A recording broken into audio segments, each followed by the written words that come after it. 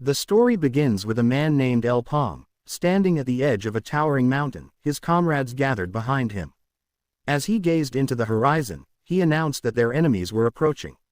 In the distance, thousands of monsters advanced toward Paume and his comrades, ready to engage in battle. Among the advancing horde was the king of dragons, Gornthale, charging toward Paume and his comrades with relentless speed, ready to unleash devastation upon the remaining survivors. A woman stepped forward and spoke to Paume, informing him that the centaur's stronghold had fallen, leaving them with nothing else to rely on. The woman went on to say that the Cygna's Knight, the Resistance, the Cross Hunters, all the adventurers, and even the 6 heroes, once seen as the people's last hope, were now dead. She added that Paume was the only one left, the final adventurer who remained as their beacon of hope. As the King of Dragons drew near, Paume rallied his comrades, instilling courage in them. He urged them to fight for their lives, declaring this would be their final adventure. When midnight came, Paume was the only one still alive, though gravely wounded from the battle with the monsters. Paume surveyed his surroundings, realizing that everything had been destroyed in the battle against the monsters. As he gazed down, he saw his comrades lying lifeless on the ground, fallen in their struggle. On his knees, Paume found himself face to face with the severed head of the King of Dragons, Gornthale, which he had just cut off. Yet, despite this seeming victory, a sense of hopelessness overcame him. Looking up at the sky, he saw the dragon still flying above, alive and breathing, and at that moment, Paume knew it wasn't over yet. Paume then looked at the spot where he had severed the dragon's head and saw, to his dismay, that it was regenerating. In that moment, despair filled him. He had fought so hard, losing all of his comrades in the process, yet the dragon still lived. Paume muttered to himself that it had all been for nothing. Just then, the King of Dragons let out a deafening roar and launched itself straight at him. Seeing the dragon charging toward him, Paume closed his eyes, accepting that this was the end. He resigned himself to his fate, knowing there was nothing more he could do. As he braced for the inevitable, Paume thought that not only was their adventure coming to an end, but so too was the world. At that moment, Paume, fueled by anger, slammed his fist into the ground. His face twisted with fury as he resolved that this would not be the end for him. He refused to die in such a pathetic way. Memories of his fallen comrades, Philip, Jaden, Alexis, and many others, flooded his mind. Each of them had sacrificed their lives for the hope of victory over the monsters. With a roar of defiance, Paume swore he wouldn't accept this fate. This was not how he would let himself die. In that moment, Paume stood up, fury burning in his eyes, and shouted the dragon's name in rage. With every ounce of strength he had left, he gathered his remaining energy and prepared to unleash his magic for one final, decisive strike against the King of Dragons. Filled with renewed determination, he vowed that no matter what happened, he would not give up. But just as he was about to release his magic, blood poured from his mouth. His body had reached its limit, drained of energy, and he could no longer cast his spell. At that instant, the King of Dragons unleashed a massive surge of magical energy from its mouth, aimed directly at Paume. As the dragon's breath hurtled toward him, Paume wondered why it had to end this way. He thought to himself that if only he had been stronger, things might have turned out differently. His comrades might still be alive, and the world might have been saved. He thought that if given a second chance, he could change everything. Just as the dragon's breath struck him, he suddenly heard an angry voice shouting for him to get up. Jolted awake by a splash of cold water, Paume opened his eyes, confused by the sudden shift in his surroundings. One of the merchants, clearly irritated, scolded Paume for pretending to be sick while on the job, reminding him to remember his place as a slave. Paume, on the other hand, was stunned by the situation. He was astonished to find himself still alive, given his last memory of being killed by Gornthale, the King of Dragons. As he looked around, he was shocked to discover that he was in a completely different place. Observing his surroundings and the people around him, Paume realized he was in the slave market. Paume could hardly believe he was in a slave market, especially since he remembered that such markets had been abolished long ago. Yet, as he observed his surroundings again, it became clear that he was indeed in a slave market. When he turned his gaze to the merchant standing before him, he realized with shock that this was the same merchant who had overseen him 6 years earlier, when he was still a slave. At that moment, Paume understood with a jolt that he had somehow returned to the past. As he pondered the surreal situation, the merchant, growing impatient with Paume's inactivity and prolonged sitting, clenched his fist and delivered a sharp punch to him. Paume took the merchant's punch directly to the face but remained unmoved, his expression unwavering. He reflected to himself that, on that day, he had been brought back to the beginning of his story. Moments later, sitting on the floor with his nose bleeding, Paume considered the possibility that he might be dreaming, but he quickly dismissed the thought. The situation felt too real to be a mere dream. Unable to fully grasp the bizarre reality he was in, Paume realized there was no other explanation for his predicament. At that moment, a group of adventurers entered, accompanied by the merchant. The merchant explained that the slaves were intended to be used as bait for the adventurers, who could choose any of them they wanted. He added that the slaves were in good condition and had been recently acquired. Hearing this, one of the adventurers decided to take both of the slaves in front of him. Paume, feeling a surge of determination, resolved not to dwell on his current predicament. Recognizing this as his second chance at life, he was determined to make the most of it. A few moments before Paume was bought by the adventurers, outside the slave market lay the beautiful harbor city. As Raymond stepped off the ship, he shouted with excitement, thrilled to have arrived. His eyes sparkled with joy at finally being in Harbor City. Another adventurer, named Walker, approached from behind and asked Raymond if he was thrilled to have reached the city. Raymond, noticing Walker's own excitement, replied that Walker seemed just as happy as he was. At that moment, 2 more adventurers arrived from behind. One was a man named Turan, and the other a woman named Charlotte. Turan, catching the infectious excitement, exclaimed that he also wanted to take a break from their journey since they had finally reached Harbor City. He declared that this was where their adventure truly began. People lived in an era defined by adventurers who crafted their own quests and became heroes of their personal stories. During this time, mysterious gates had begun to appear worldwide, each leading to unknown realms filled with horrifying monsters unlike anything seen before. Countless adventurers had perished within the gates, but the unimaginably valuable and powerful items hidden inside continued to lure those with ambitious dreams. At that moment, Walker suggested that they needed bait to assist them when they ventured into the gates, which were teeming with monsters. Raymond, Turan, and Charlotte were puzzled by Walker's proposal. Walker elaborated, explaining that they couldn't plan effectively until they knew what awaited them inside the gates, as many adventurers had fallen due to unforeseen dangers. Therefore, Walker reasoned, they needed a slave as bait to help them navigate these dangerous situations. Charlotte then added that they needed someone to draw attention away from them while they made their escape. Agreeing with Walker, she endorsed the idea of using a slave as bait, calling it a sound plan. As they entered the slave market, a merchant greeted them and explained that the market was operated by the Gafor Merchant Union. He went on to say that all the slaves there were intended to be used as bait, so they could choose any slave they wanted. The merchant also assured them that the slaves were worth the price and recommended that they purchase from him. The merchant then pointed out 2 of the slaves, telling the adventurers that they were in excellent condition and had been acquired recently. Walker decided to take both slaves and informed the merchant of his choice. The merchant, pleased with the decision, agreed and, after completing the sale, wished them good luck on their adventures. Moments later, Walker, Raymond, Turan, Charlotte, and the 2 slaves, one of whom was Paume, stood before the gate. Walker approached the gate and informed everyone that he would mark the pillar to signal that they had entered. Noticing that no one else had ventured inside, he realized they would be the first to explore this gate. Walker then asked if everyone was ready, and they responded with excitement, confirming they were prepared. As they stepped through the gate, Raymond remarked that the experience felt unusual. Upon surveying their surroundings, he was astonished by the unique and mysterious environment that lay before them. As Raymond surveyed the surroundings, he commented that he had never encountered such a mysterious place before and that it was vastly different from what he had imagined.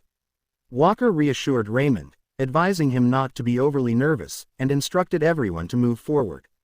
He explained that gates were typically situated in areas distant from monsters, so they should have a brief reprieve from danger.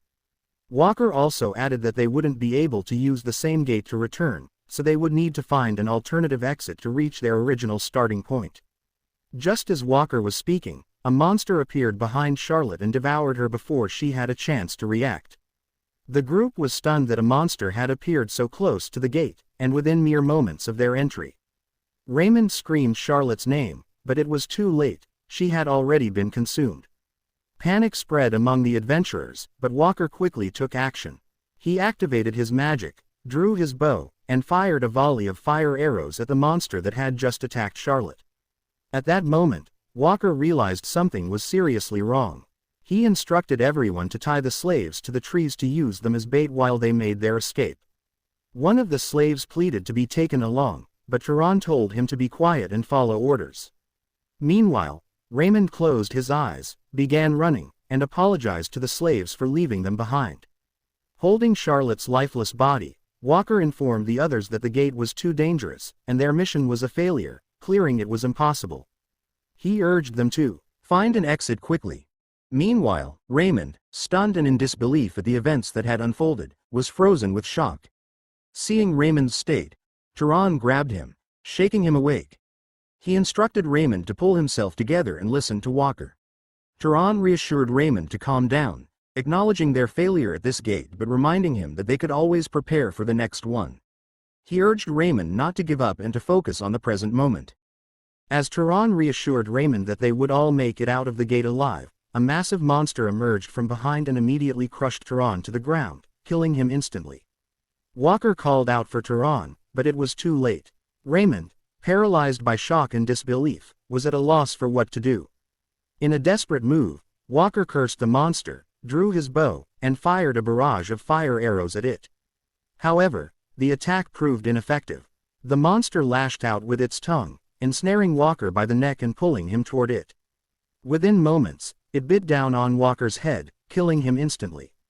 Seeing the horrific scene, Raymond fell into a state of panic, immobilized by fear.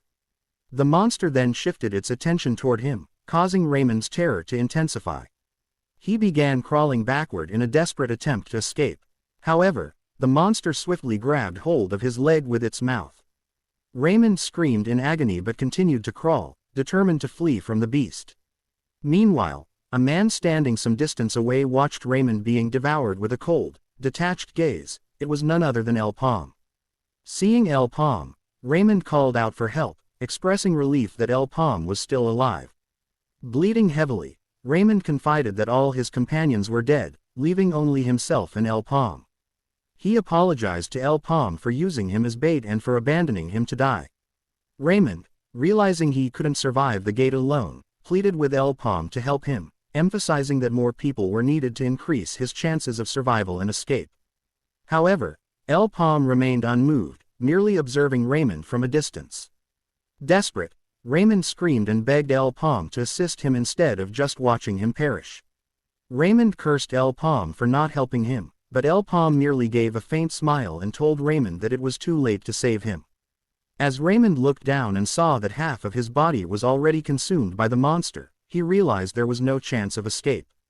Laughing bitterly, Raymond told Paume that he would not survive this gate and that Paume would be the monster's next prey. In that moment, Raymond was fully engulfed by the monster. After the monster had completely devoured Raymond, it turned its focus on Paume. Unbothered and calm, Paume took a fighting stance, ready to confront the beast. As the monster charged at him, Paume remained unfazed.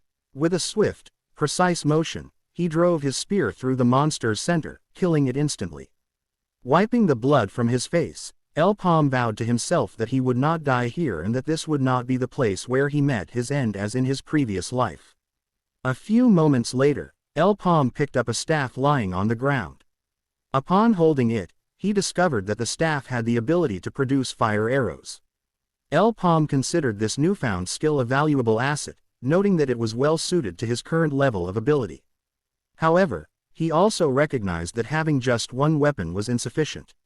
Paume reminded himself that as an adventurer, he needed more than a single tool to face the dangers of the Mystic Gates, which were occupied with monsters. At that moment, Paume noticed a corpse of an adventurer lying in the Mystic Gates. Recalling that some adventurers hid their valuables in their shoes, he decided to check the deceased's footwear. From one of the shoes, he discovered a ring. When Paume put the ring on his finger, he was astonished to find it was a telekinesis ring. Suddenly, Paume's senses heightened as he heard a horde of monsters approaching from behind. He realized that the creatures might have been drawn to him by the scent of blood. In the heat of the battle, the monsters launched a fierce attack on Paume. He managed to defend himself initially, but one of the monsters struck a powerful blow, shattering his spear. Shocked by the strength of the monster, Paume realized the weapon was now useless. Just as the monster was about to deliver a fatal blow, Paume swiftly used his fire arrows to kill it. Determined to make use of his newfound telekinesis ring, he decided to test its power. Using telekinesis, he manipulated the fire arrows to target and strike all the remaining monsters in the vicinity. Although Paume managed to kill many of the monsters, he knew he couldn't keep fighting them indefinitely. While he was contemplating his situation, the staff that produced fire arrows suddenly went on cooldown. Noticing this, Paume relied on his brute strength, using the staff to fight off the remaining monsters. After a few moments, the staff's cooldown ended, allowing him to use the fire arrows once more. With renewed determination, Paume finished off the remaining monsters.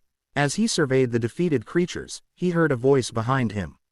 As Paume turned to locate the source of the voice, he was surprised to see Charlotte, one of the adventurers who had bought him as bait, lying on the ground and near death. With her last breaths, she questioned Paume about his true identity, noting that he was no ordinary slave given his ability to wield both a spear and magic. Paume was taken aback to see her still alive, but before he could respond, Charlotte asked why he had Walker's staff. Glancing at his wrist, she noticed that he had awakened, and she wondered aloud how a mere slave could achieve such a feat. Charlotte, realizing the severity of the situation, accused Paume of being responsible for the deaths of her companions. She asked if he had orchestrated the entire tragedy. Before she could continue, Paume interrupted, clarifying that she had misunderstood. He explained that it wouldn't have mattered if he had planned their demise. Ultimately, he would have killed them all regardless, even if the monsters hadn't been involved. Shocked by Paume's revelation, Charlotte was taken aback. Paume, filled with disdain, declared his hatred for those who used slaves as mere bait. Without hesitation, he aimed the staff at her and delivered the final blow, ending her life. Moments later, back in the city, everyone was astonished that a mere bait slave was the only one who survived the gate and returned alive. Meanwhile, Paume reflected on his situation, realizing that the dice had already been cast. He knew he needed to act quickly to avoid repeating his past mistakes. As he glanced at the Adventurers Guild, he resolved that his first priority was to free himself from his life as a slave. Inside the Adventurers Guild, the guild leader, Abbas, was stunned to learn that Paume, the slave, was the only one who had returned alive. An executive informed Abbas that this was indeed the case. The executive added that, remarkably, Paume had returned without a single scratch. However, Abbas remarked that it wasn't surprising for someone designated as bait to come back unharmed.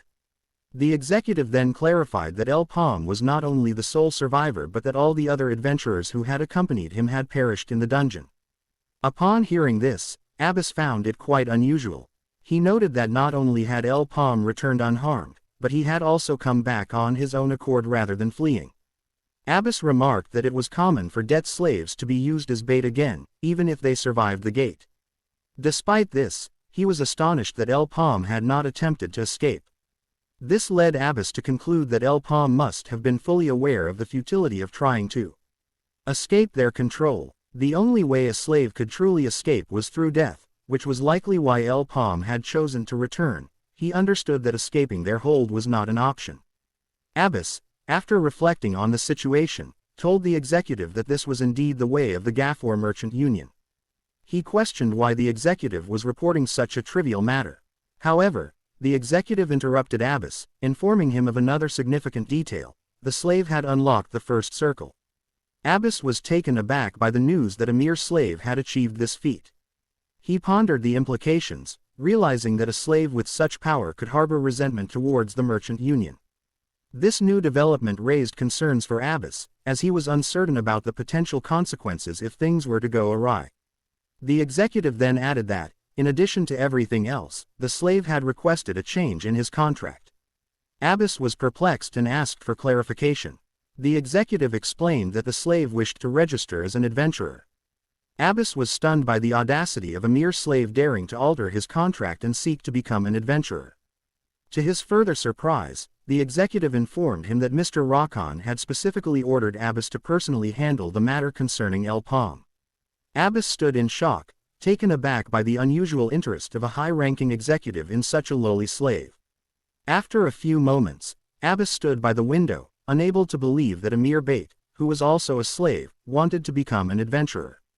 Paume recalled that in his own time, under Queen Signas, the status of a slave was supposed to have been abolished. However, this was merely superficial talk, as humanity had always been enslaved to Meso. The notion of slavery, perpetuated by the Maple world, dictated that those who failed to repay their debts would make amends through labor. This concept had become entrenched, despite the claims of progress. When Paume's only family, his father, collapsed due to illness, Paume was also thrust into slavery. He recalled the trial that led to his enslavement. Paume had purchased black moss from the Gafor Merchant Union on credit. However, the merchant union suddenly and drastically increased the price of the black moss to an amount that Paume could not afford to repay. As a result, he was accused of failing to settle the debt by the due date. Paume was then forced into labor for the merchant union, a form of exploitation that lasted for 6 long years. Paume was now in the guild master's room, resolute in his quest for revenge in this lifetime. He introduced himself to Abbas, noting that Abbas was a key ally of Rakan. Paume thought to himself that he had caught a significant target and planned to leverage Abbas to achieve his revenge. Abbas, sipping his tea, informed Paume that he had already reviewed the report and was aware of Paume's request to change his contract. He then told Paume he would be brief in his response. At that moment, Abbas told Paume that he was willing to revise the contract and offered to change it to one suited for an F-rank adventurer. Paume, pleased that Abbas was so quick to meet his request, thanked him but clarified that he wanted to be ranked as an E-rank adventurer, not F-rank. Paume thought to himself that he didn't want to be led by Abbas's pace. Abbas, surprised that Paume had rejected his offer and instead requested to be ranked as an E-rank adventurer, reminded him that the Adventurers Association hadn't even assigned him a rank yet. Paume then explained to Abbas that he had explored over 100 gates in the past 3 years as a baiting slave. Upon hearing this, Abbas replied that this still didn't justify Paume being ranked as an E-rank adventurer, pointing out that Paume had always served only as bait during those expeditions and had never actually captured a monster. At that moment, Paume asked Abbas since when had monster hunting become the defining virtue of an adventurer, leaving Abbas surprised by the question. Paume then elaborated, explaining that the reason the first adventurers made a name for themselves was through survival, not monster hunting. He clarified further, stating that the true virtue of an adventurer is returning alive. Paume felt confident in that moment that Abbas would accept his offer, believing that the information from someone who survived a gate was more valuable than individual accomplishments. Abbas admitted that Paume had a point and acknowledged that surviving as a bait slave for 3 years was no ordinary feat. However, he added that it was also Paume's only real achievement. Abbas went on to tell Paume that he had only entered dungeons with low difficulty rankings, and that his so-called survival skills wouldn't hold up in higher ranking gates. Abbas then accused Paume of taking him and the others for fools, thinking they would offer a risky contract to someone likely to die before even repaying the money. As Abbas looked at Paume, he thought to himself that Paume wouldn't get far with such overconfidence. However, in that moment, Abbas felt an unusual repulsion, as if Paume was different from the other slaves. After carefully considering, Abbas spoke up and told Paume about a gate where only 5 people could enter at a time, and it already had 12 scars, meaning the bones of at least 12 entire parties were buried there. Abbas then challenged Paume, telling him that if he was truly as valuable as he claimed, he had to prove it by entering the gate and making it back alive. Abbas added that if Paume survived and returned, he would do anything Paume asked of him. Moments later, Paume stood with a group of 4 adventurers. One of them introduced himself as Shev, the tank of the group. Shev mentioned that he had heard from Abbas that Paume was a baiting slave but reassured him, saying he didn't care about that and that Paume didn't need to worry. He added that his comrades felt the same as he gestured toward his team. Paume then responded, expressing his hope that they would work well together. Chev then mentioned that he had heard Paume could use fire magic, to which Paume confirmed it was true. One of the other adventurers stepped forward with a cocky attitude and said he'd heard that mages couldn't use magic or elements other than the one they were born with. He added that, apparently, any item unrelated to their element was useless to them, making things complicated. Chev then gathered everyone's attention, stating it was time to stop chatting. He explained to Paume that their mission wasn't to hunt monsters but to retrieve items left behind by the 12 parties that had been annihilated. Inside the gate, once they collected the items, they would return them to the Union. Chev added that the Union would reward them with 3,000 meso for each item they retrieved. Max, one of the adventurers, expressed his dissatisfaction with the price, saying it was too low. He argued that if they only retrieved a few items, they wouldn't gain anything significant, as items for First Circle adventurers were worth 7,000 meso or more. Therefore, the price they were being offered wouldn't even be half of the original value. Another adventurer named Tom interjected, telling Max to stop complaining. At that moment, Chev cut in, instructing them to stop talking and emphasizing that it was time to earn some money. Moments later, they all entered the gate. Max remarked that while the area was bright, it felt dreary. Chev then urged everyone to pay attention to their surroundings, noting that there was still a high chance of a long battle in the dense forest. He suggested they set up a base before that happened. Tom proposed that they establish their base in a tree, pointing out that the branches would make it easy to hide and move between them. Chev agreed, calling it a great idea, and decided they should proceed with that plan. At that moment, they took out all the tools needed to set up camp. Max approached Paume and assured him he could rest, as setting up camp was his specialty, while Tom worked on the setup. After a short while, they successfully finished building the base in the tree. Chev then announced that now that the base was ready, they would split into 2 groups to search the surrounding area. The group split up, with Tom, Max, and Roa assigned to Group 1, while Chev and Paume would form Group 2. Chev explained that they would each take the east and west sides to scout the area and then return to the base. He emphasized that if anything happened, they should send a signal and rush back to the base immediately. Chev then asked everyone if they understood, and they all confirmed they were clear on the plan. A few moments later, as they explored the gate, Chev was surprised that they hadn't encountered a single monster, let alone any items from the past adventurers. He told Paume that they would need to move further inside the next day. Changing the subject, Chev asked Paume how his first mission as an adventurer was going. Paume admitted that he was feeling nervous. Chev laughed when he heard that and told Paume it was the same for everyone. He explained that even after being an adventurer for a long time, he still felt nervous every time he stepped inside a gate. However, he added that despite the fear, he had the courage to enter because he had good people by his side. Chev acknowledged that it might sound awkward for him to praise them himself, but he wanted Paume to know that they were truly good companions. Chev then told Paume that he felt sorry when he heard about his past as a bait and a slave, admitting he couldn't imagine how difficult it must have been for him. Turning to Paume, Chev invited him to join his squad, if that was okay. However, just then, he noticed something on the ground. Paume quickly responded, asking Chev not to feel sorry for him. Night fell, and everyone sat around the fire. As they chatted about work, Chev suddenly interrupted, urging them to stop discussing it while they were eating, reminding them they could think about work the next day. Meanwhile, Paume quietly listened to their conversation. A short while later, as it was time to sleep, Chev, Max, Tom, and Roa approached Paume, asking if he was still awake. When they saw he wasn't responding, they burst into mischievous laughter. Max joked that Paume wouldn't be able to answer them because he was fast asleep. Max then remarked to Chev that he was being overly cautious since they had already mixed a sleeping herb into Paume's food. He confidently stated that Paume wouldn't wake up anytime soon because the herb was extremely powerful. Max added that Paume had consumed so much of it that it was a miracle he was still alive.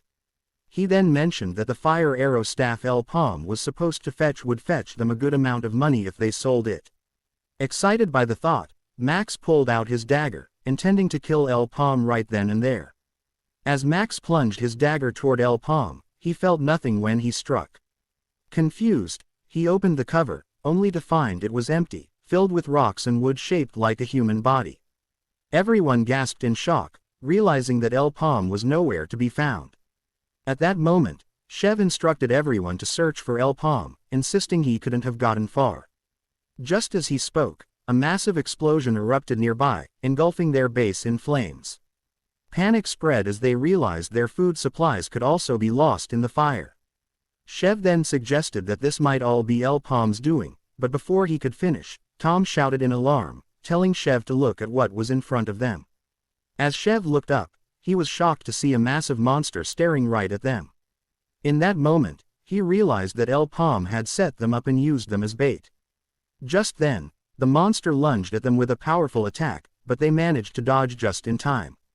From a distance, El Paume observed the scene and thought to himself that they shouldn't have been so kind to him if they intended to trick him. After all, in a gate where over 12 parties of veteran adventurers had failed, he couldn't believe they would so easily welcome a slave like him. El Paume concluded that it was clear the four were up to something sinister. El Paume studied the monster and realized it was the boss of that area. He suspected it might be that monster, given the broken remnants scattered on the ground, but he never expected it to be this massive.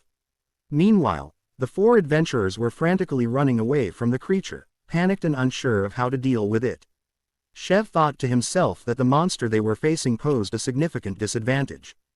Tom then asked Chev what the creature was, and Chev replied that it was known as a gold slime, something not typically seen in gates. He further explained that the gold slime was a rare boss monster that only emerged from red gates. Its body was composed of acid, making it the worst possible matchup for a group that relied solely on melee weapons. Chev then added that the most dangerous aspect of the gold slime was its ability to launch long-range attacks. Just as he said this, the gold slime fired a magic spell called Acid Arrow at them. Luckily, they managed to dodge it, but the path affected by the attack was left corroded and burned, as the gold slime could shoot acid from its body. In a state of panic, Tom exclaimed that the monster was too powerful and expressed his uncertainty about how they would stand a chance against it. Tom asked Chev if there was any way to deal with the gold slime, but Chev urged everyone to get out of the area first.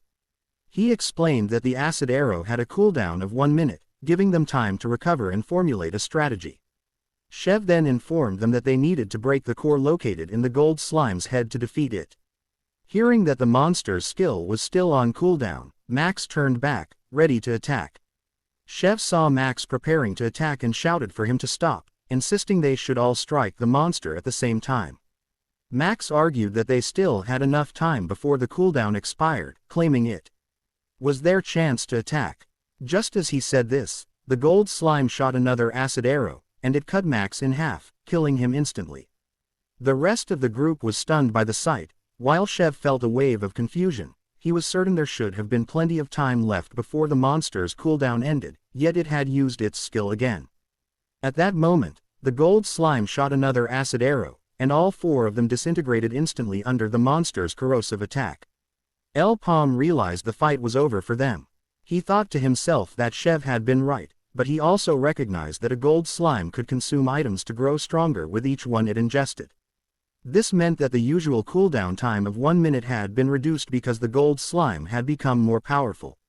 El Paume noticed that the gold slime was abnormally large and that its cooldown was nearly non-existent. He understood, after observing the monster, why the other parties that had come to this gate had all failed and perished. It became clear to him that the gold slime had grown so powerful it could easily be classified as a creature suitable for a yellow gate, which was 2 levels above a red gate. El Paume realized that the gold slime was no longer a monster a first circle adventurer like him could handle. He acknowledged that the mission was now a failure, but then he recalled Abbas's words urging him to prove that he deserved to be an E-rank adventurer. In that moment, El Paume made the decision not to retreat. He resolved to confront the gold slime head-on. As the gold slime roamed around searching for its next prey, El Paume launched a sneak attack, using his fire arrow to strike at the monster's core. Unfortunately, the attack wasn't powerful enough, and the gold slime survived. El Paume, realizing this, thought to himself that the monster might possess magic resistance, as he was certain he had aimed directly at its core. Paume then thought to himself that if that was the case, 5 more shots at the monster's core might be enough to take it down. A smile crossed his face as determination surged within him. He was resolved to kill the monster and prove to Abyss that he was worthy of being an adventurer of a higher rank. At that moment, the gold slime began firing multiple acid arrows simultaneously. Despite the struggle, Paume managed to dodge the attacks. He reminded himself that he needed to hit the exact same spot as before without any mistakes. While he knew that no ordinary mage could execute such precision, Paume was no ordinary mage. In his previous life, he had been recognized as the best user of the telekinesis skill, enabling him to control his fire arrows with precision and strike the target exactly where he intended. In that moment, Paume fired his first, second, third, and fourth fire arrows with pinpoint precision, striking the exact same spot on the gold slime's core. Now it was time for him to unleash his final fire arrow for the killing blow. Just then, the monster launched a massive attack toward him, but Paume easily dodged it. Seizing the opportunity, he activated his fire arrow with a smile, confident in the outcome. He sent it flying toward the monster's core, and upon impact, the gold slime exploded, annihilating it in an instant. As the gold slime exploded, its acidic body splattered everywhere, but Paume skillfully dodged the fallout.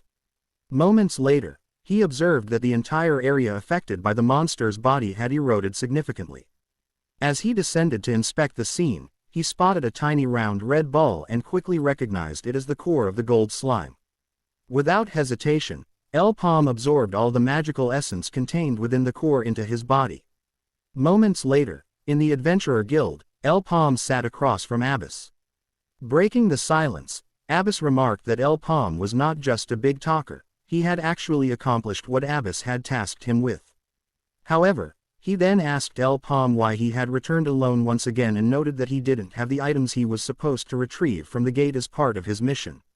Paume then explained to Abyss that the adventurers assigned to team up with him were inexperienced and had ulterior motives, trying to steal the items he had worked hard to collect.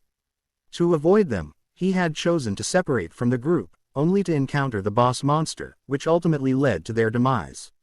When Abyss asked what kind of monster had killed his team, Paume replied that it was the gold slime. Abyss was taken aback and realized that if it was indeed the gold slime, all the equipment left in the gate would now be melted, devoured by the monster. Abyss, realizing the implications, felt a wave of annoyance wash over him. All the equipment rented by the Merchant Union to the adventurers was now destroyed, and there was no chance of recovering it due to the gold slime. This represented a significant loss for the Union. On top of that, Abyss had to deal with Paume, who had managed to survive and make it out of the gate, adding to his frustrations. There were a few common rules governing gates. First, the number of people allowed to enter was limited, only those marked on the gate could pass through, and once that number was reached, the gate would deactivate until everyone inside had been eliminated. Second, entrance was restricted based on the gate's difficulty level and the adventurer's circle levels. Gates were categorized by color, ranging from red to purple, and individuals with higher circle levels than the gate's difficulty could not enter. Thirdly, there was only one chance to raid each gate. This presented a significant obstacle for adventurers. If anyone who entered the gate survived and exited, the gate would be destroyed and could not be accessed again. As long as the adventurers who entered remained alive, there would be no additional opportunities to raid that gate. Abyss reflected on this, realizing that the gate Paume had entered was already a lost cause. Additionally, dealing with a gold slime was far beyond the capabilities of any adventurer, rendering the gate essentially useless. Abyss then told Paume that even though he had managed to survive and the items had all melted, his failure to retrieve them due to the gold slime did not change the fact that he had not completed the gate and had ultimately failed to conquer it. Just as Abyss was speaking, Paume interrupted, asking him to be patient, as he had not yet finished his explanation. At that moment, Paume removed his leather armor from his arm, and Abyss was shocked to see that he now bore a second circle mark. With a confident smile, Paume informed Abyss that he had consumed the core of the gold slime he had defeated. Abyss was taken aback by this revelation. Paume then asserted that this achievement was more than enough to prove his qualifications, insisting that Abbas fulfill his promise to promote him to an E-rank adventurer. Abbas, filled with excitement, announced to Paume that he was not only going to promote him but that Paume would now be elevated to a D-rank adventurer. Paume was taken aback by this unexpected news. Abbas continued, enthusiastically assuring Paume that if they worked together, he would treat him as if he were a C-rank adventurer. In that moment, Paume took the contract and signed it, sealing his new fate. Abbas, observing Paume, reflected that promoting someone who wasn't even a third circle mage to C rank would usually be seen as excessive. Adventurer ranks were heavily influenced by mage's circle, which signified their power, and the differences were stark. However, Abbas recognized that Paume was anything but ordinary.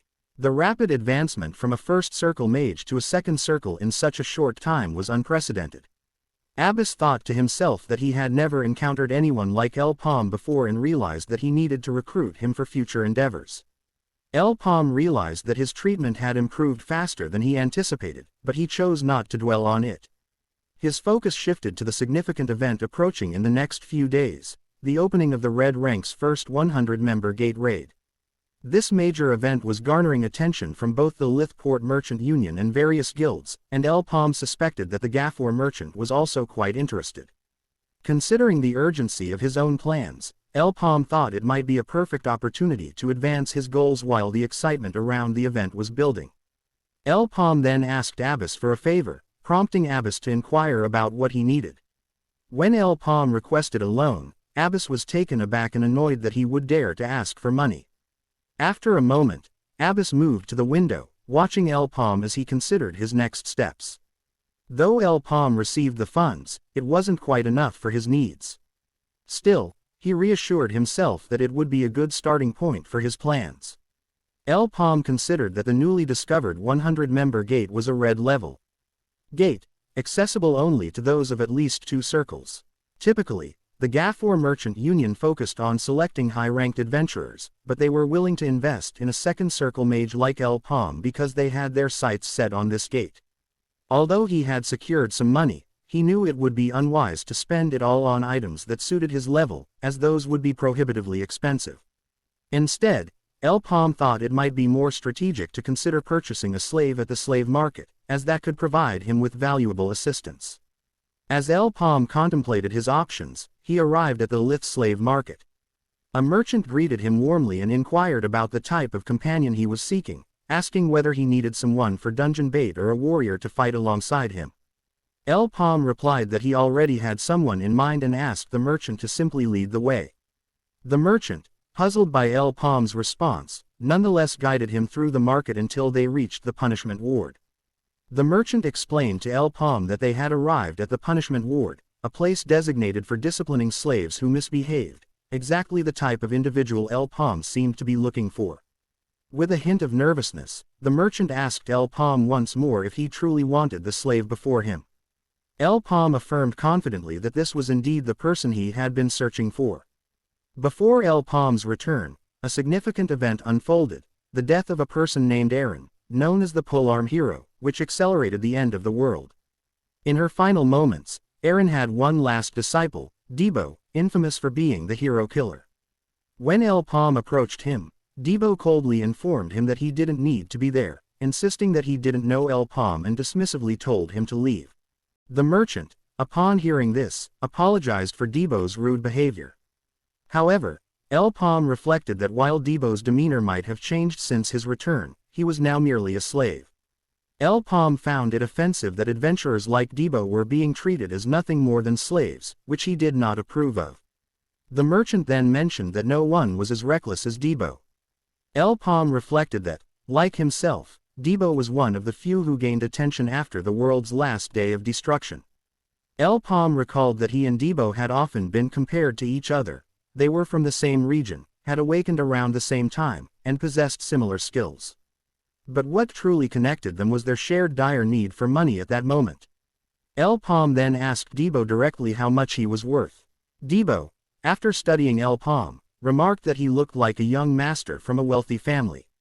Without hesitation, Debo declared his worth as 1 million meso and asked if that amount was acceptable to El Paume.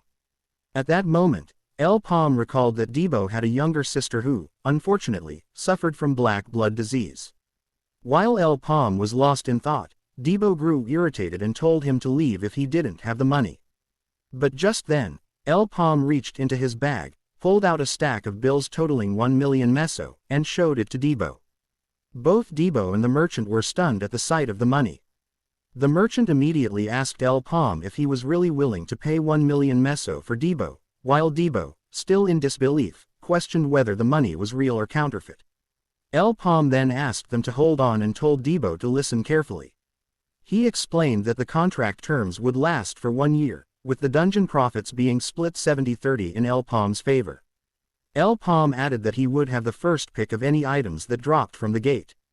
At that moment, the merchant realized that El Paume was proposing a partnership with Debo as an equal party member, not as a slave. El Paume then handed the contract to Debo, telling him to review it.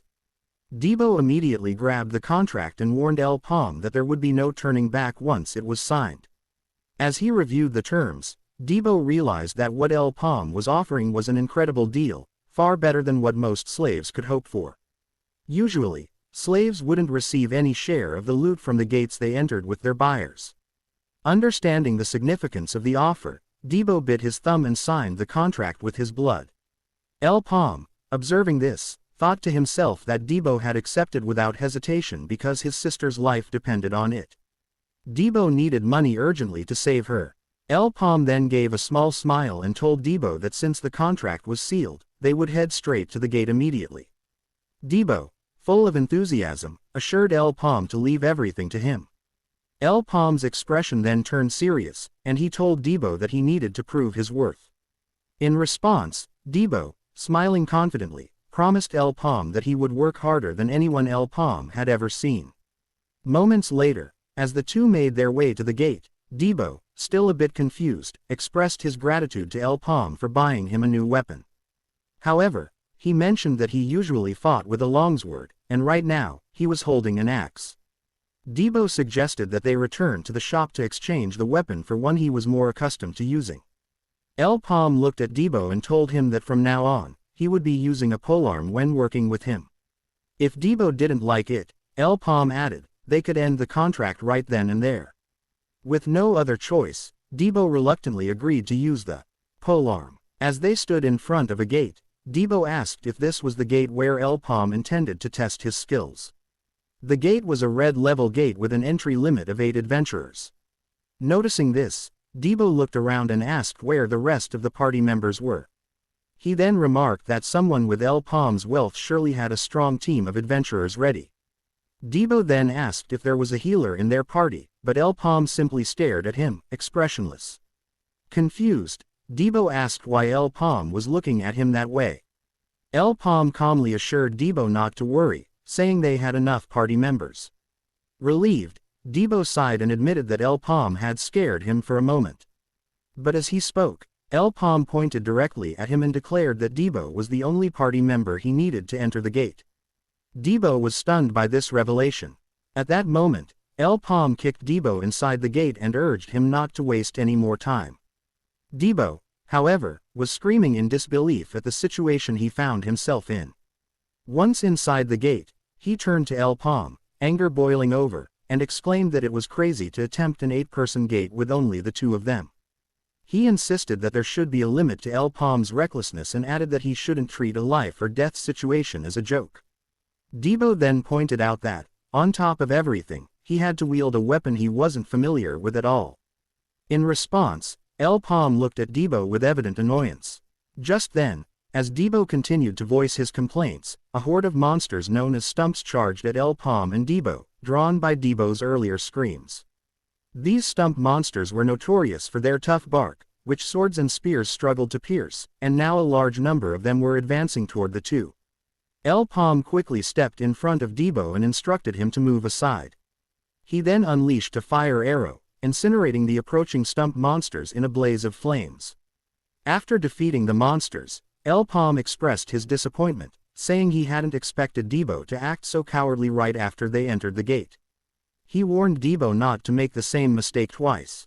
Meanwhile, Debo was stunned by El Paume's ability to dispatch all the monsters with a single strike and thought to himself that El Paume was truly a monster in his own right. In a different location outside the gate, a woman informed a mysterious man that the merchants had taken the bait. She added that they were still working on the plan but had already selected the individuals they would be sending.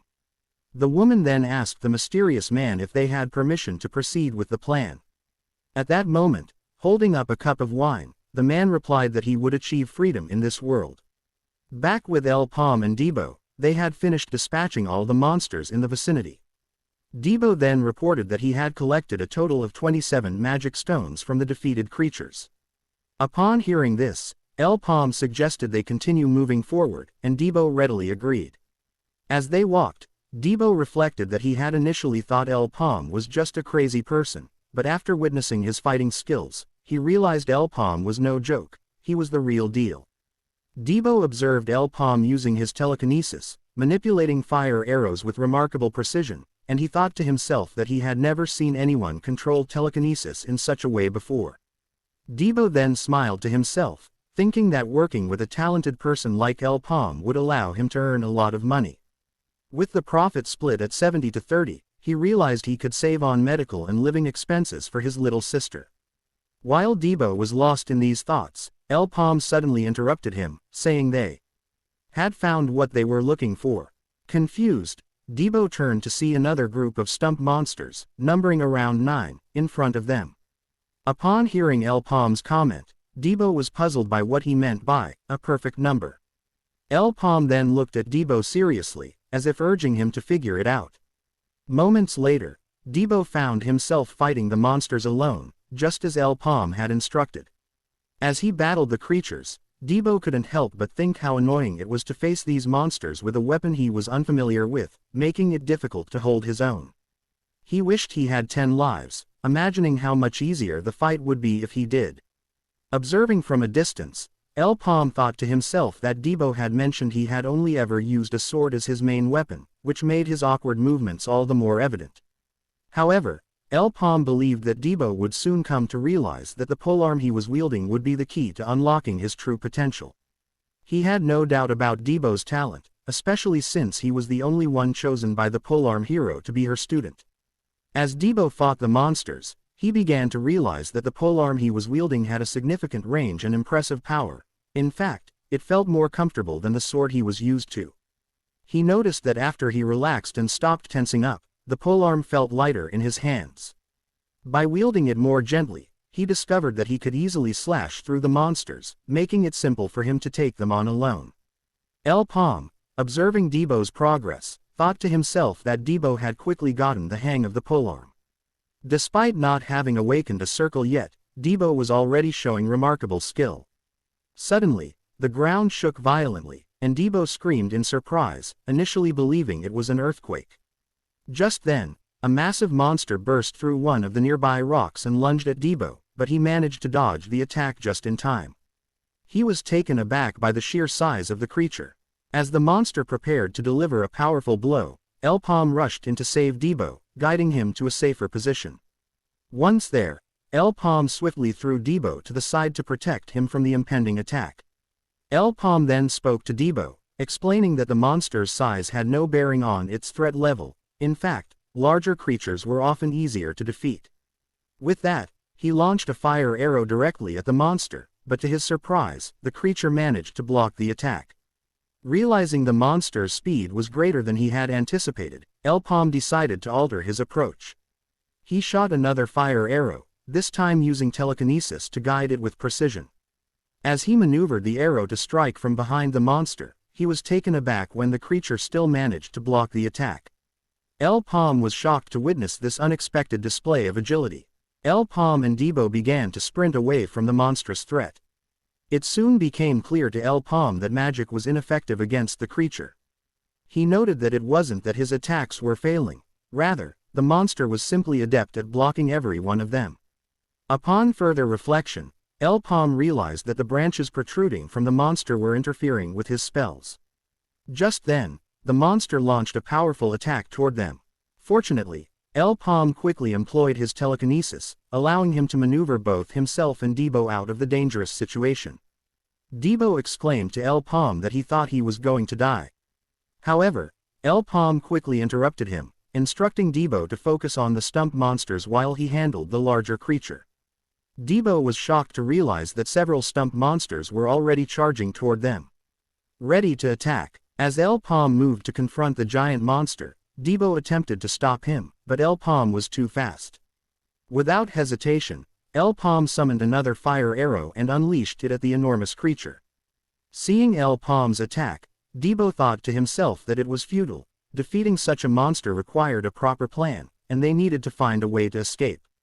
However, as the fire arrow exploded, it surprisingly inflicted damage on the creature. Debo was taken aback, realizing that Paume had managed to hurt the monster after all. At that moment, Paume realized he understood how to effectively combat the monsters. He concluded that he just needed to shoot fire arrows and use telekinesis to maneuver them around the branches that protected the creatures. Although the branches were quick to block his attacks, Paume knew he had an advantage. As a second circle mage, he could conjure magic twice. This ability allowed him to create 2 fire arrows simultaneously, increasing his chances of success against the monster. Debo watched in astonishment as Paume conjured 2 fire arrows simultaneously. Not only that, but Paume had also devised a clever strategy to take on the monsters. One arrow would serve as a distraction while the other approached from behind.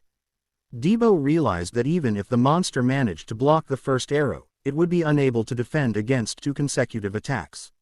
As the monster struggled to counter Paume's tactics, Debo couldn't help but think that Paume was even more formidable than he had initially imagined. At that moment, several stump monsters managed to slip past Debo and positioned themselves behind Paume, preparing to attack. Debo, noticing the danger, shouted a warning to Paume. However, Paume remained calm, using his telekinesis to direct his fire arrows and swiftly eliminate all the monsters that had approached from behind.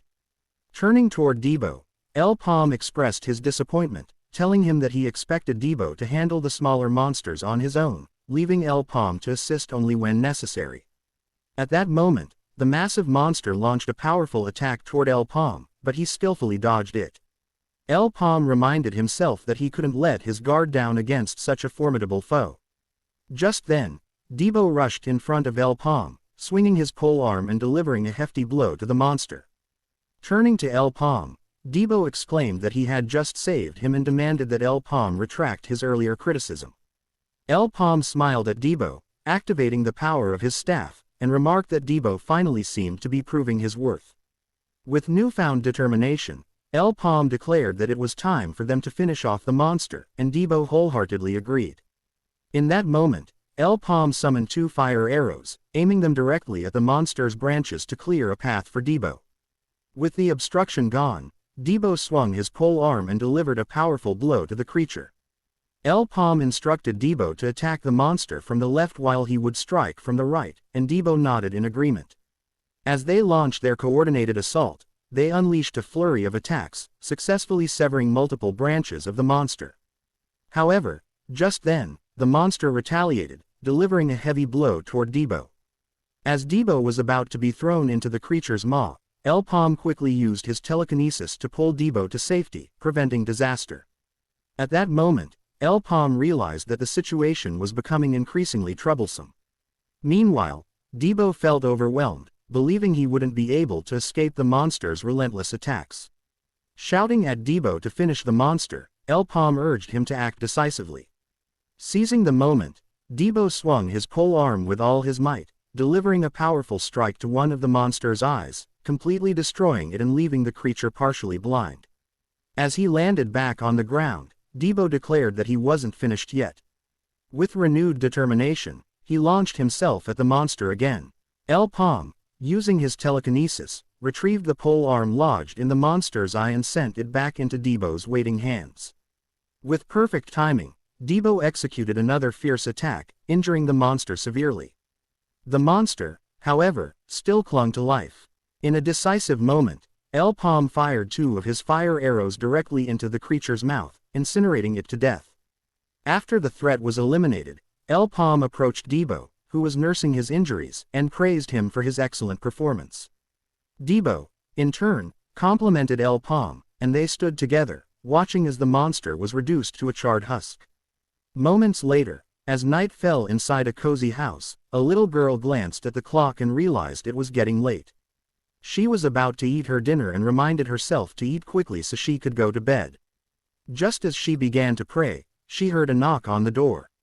Curious, she opened it and was taken aback to see her older brother, Debo, standing there, bruised and covered in blood. With a smile despite his condition, Debo greeted her, saying he was back. Overwhelmed with emotion, his sister couldn't hold back her tears any longer. She burst into tears and immediately hugged her brother tightly, relieved to see him. In a desolate area, a solitary house stood, belonging to Paume. Upon arriving home, Paume was met with a heart-wrenching sight. His father lay lifeless, having been left unattended since Paume was taken as a slave at a young age. Staring at his father's still form, Paume remained silent, a storm of emotions brewing within him. With a heavy heart, he activated his fire magic, igniting flames that consumed both his father's body and their home. Once the inferno was underway, Paume turned away, leaving behind the remnants of his past. The following day, Abbas sat in his office, deep in thought, realizing he faced a significant challenge with the upcoming 100-man gate. He was uncertain about how to organize the event effectively, especially with Sir Rakan overseeing things this time. Abbas knew that any failure on his part could lead to serious repercussions. He considered that all 10 major merchant unions would be intensely focused on clearing the gate. Abbas acknowledged that securing an epic or higher tier item was almost guaranteed in a 100-man gate, with the possibility of even obtaining a legendary item if luck was on their side. However, he also recognized that, given the number of guilds participating in this venture, the likelihood of acquiring a legendary item for themselves was slim. Among the guilds participating, the 3 Natasha sisters from the Golden Merchant Union stood out as formidable contenders. Their power was so impressive that it was hard to believe they were merely second circle adventurers. Even the second circle adventurers from the Gafor Merchant Union paled in comparison. When considering the overall talent pool, not just from the Goldrich Merchant Union but from all 10 major merchant unions, it was clear that the adventurers being sent were the cream of the crop. Abbas was acutely aware that his Gafor Merchant Union was significantly outclassed by these elite adventurers. Just then, a knock echoed from Abbas's door. As he called out to ask who dared to disturb him, Sir Rakan entered, catching Abbas by surprise. He immediately greeted Rakan with respect. Sir Rakan took a seat in Abbas's chair and inquired whether Abbas had prepared the list of parties that would be participating in the 100-man gate from their side. Abbas, feeling flustered, apologized, admitting that he had not yet organized it properly. Rakan, taken aback, expressed his surprise at Abbas's oversight, noting that it was unlike him to fall behind on his responsibilities. Rakan then turned to Abbas and asked what he thought about Paume, the new recruit. Abbas replied that while Paume showed considerable talent, there were several factors to consider. He pointed out that, although they recognized Paume's skills, they couldn't overlook the incident when Shev's entire party had been wiped out. That incident made Abbas particularly skeptical. Upon hearing this, Rakan suggested that they should put Paume to the test once again. He mentioned that there happened to be a suitable location to assess Paume's abilities. Rakan advised Abbas to gather all the parties he had considered for participation in the 100-man gate.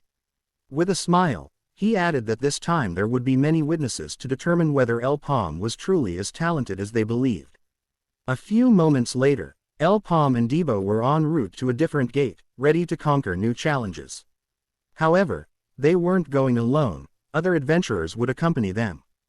Debo, noticing the number of adventurers, felt a surge of happiness and remarked to Paume that they would have plenty of company inside the gate. Just then, one of the adventurers approached them and asked if they were the 5th party. The man then looked at them with disdain and sneered, remarking that they were merely 2 individuals with a slave background. Paume, observing the other adventurers' unfriendly gazes, realized that they would not be welcoming toward him and Debo, given their recent history as slaves. Paume glanced at the adventurers and noticed that, although they weren't vocalizing their thoughts, their disdainful stares communicated a clear message. They believed that slaves like him and Debo would only hinder the other adventurers. El Paume acknowledged that it was typical for experienced parties to harbor such views. As he examined the group more closely, he realized that all the adventurers were either first or second circle mages. He thought to himself that these adventurers were vastly different from Chev's party. They were the real deal and didn't require any bait to tackle the challenges posed by the gate. Abbas stepped forward and addressed the gathered adventurers, stating that now that everyone was present, he would keep his remarks brief. He announced that they would proceed with the test and that he would offer a chance for those who demonstrated their abilities. Confusion spread among the crowd regarding what Abbas meant by that chance. He clarified that successful completion of the test he had arranged would grant them the opportunity to participate in clearing the 100-man gate. Gasps of surprise rippled through the group at the prospect of such a valuable opportunity. Abbas continued, mentioning that he was prepared to offer special treatment, urging everyone to give their best effort in clearing the gate they were about to enter. Meanwhile, El Paume reflected on Abbas's intentions, knowing precisely what the man was aiming to achieve. The adventurers entered the gate, finding themselves in a dense forest. One of the adventurers suggested that they should only gather together when it was time to confront the gate's boss. In the meantime, he proposed that they split up to explore the area, with the plan to regroup when they received a signal. Another adventurer chimed in, declaring that his team would simply eliminate anything in their path and urged everyone to stop wasting time and begin their exploration of the gate. His teammates nodded in agreement, ready to follow his lead. As they walked deeper into the forest, they encountered a single monster. The leader of the group, spotting the creature, announced that it was just one monster and immediately launched a magical attack. When the spell hit, he remarked that it was boring because the monster was too weak. He then ordered one of his subordinates to retrieve the magic stone from the defeated monster so they could move on quickly. However, as the smoke cleared, they were all shocked to see that the monster was still standing, unharmed. The leader was taken aback that his magic had failed to subdue it. Just as he was about to voice his confusion to the team, they suddenly realized they had been surrounded by numerous other monsters, and panic set in as they understood they were in serious trouble. A few moments later, despite the intense battle, they managed to defeat the monsters, though everyone was left feeling exhausted. One adventurer called out to their leader, Dolan, expressing concern that the monsters were stronger than usual and asking what they should do next. After carefully considering the situation, Dolan informed his team that winning based on kill count was no longer feasible. If they continued at this pace, they would exhaust their stamina before achieving anything significant. Dolan then proposed a risky but decisive strategy. They would break away from their alliance and head straight for the boss. This way, they could secure a victory more efficiently. El Paume was already aware that the adventurers were planning to abandon the alliance and rush directly to the boss monster. Meanwhile, Debo urged El Paume to forget about the future and focus on the present, asking for help with the monsters since El Paume had been standing idle, talking without assisting. El Paume replied casually, pointing out that there were only 3 monsters, implying that Debo should be able to handle them on his own. Debo quickly shifted the conversation, telling El Paume that, given what he had just said, they shouldn't be wasting time and needed to move. As they spoke in unison, Debo suggested they should go after the boss monster, while El Paume, on the other hand, insisted they focus on clearing the smaller enemies. Debo was taken aback, confused by El Paume's response. He had assumed they would be going after the boss monster like the other adventurers, so El Paume's focus on the lesser mobs caught him off guard. El Paume then told Debo that the other adventurers were likely thinking the same as him. Instead of following the crowd, El Paume suggested they do the opposite and focus on clearing the trash mobs to rack up more numbers. He explained that killing the boss monsters wasn't the only way to earn a high score, how one dealt with the trash mobs was just as important.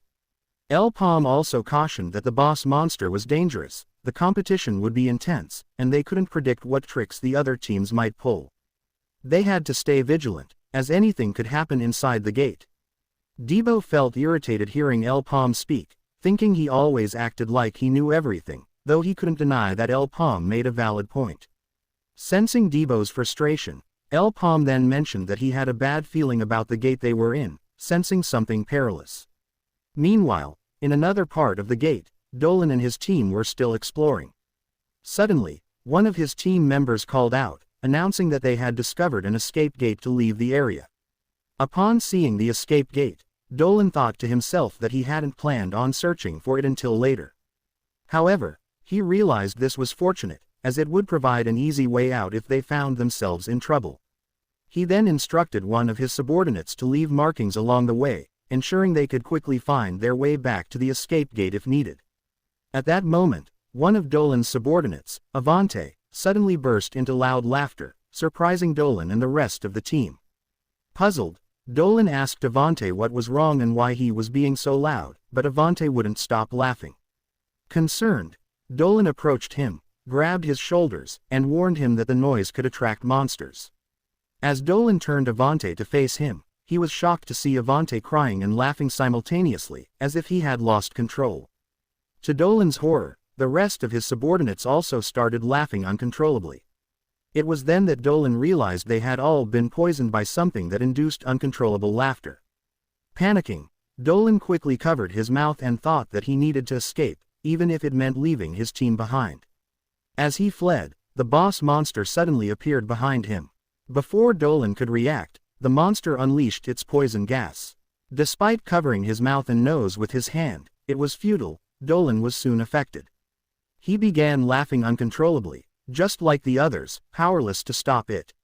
As his laughter echoed through the air, he and his entire team were mercilessly wiped out by the boss monster. In another part of the gate, Paume and Debo continued searching for trash mobs to kill. As they walked, Debo began to realize that Paume hadn't fought a single monster since they entered the gate. While he was lost in thought, a flare suddenly shot up into the sky. Debo quickly pointed it out to Paume, saying, "There's a flare." He then mentioned that while it was agreed they should signal if they found the boss monster, he was surprised that the other adventurers had actually been the ones to shoot the flare first. At that moment, everyone gathered in the area where the flare had been shot. As Paume scanned the group, he noticed that one team was missing. Iburuthan, one of the adventurers, spoke up, addressing the crowd. He announced that since everyone seemed to be present, it was time for him to explain why he had summoned them all there. Iburu then spoke up, informing everyone that Dolan's party had still not arrived. He added that it didn't matter and there was no point in waiting for them, as they had already located the boss monster. Iburu recounted how they had witnessed Dolan's party being completely wiped out by the very creature they were now facing, the infamous mad poisonous mushroom monster. Gasps of shock rippled through the crowd upon hearing that the boss monster was the mad poisonous mushroom.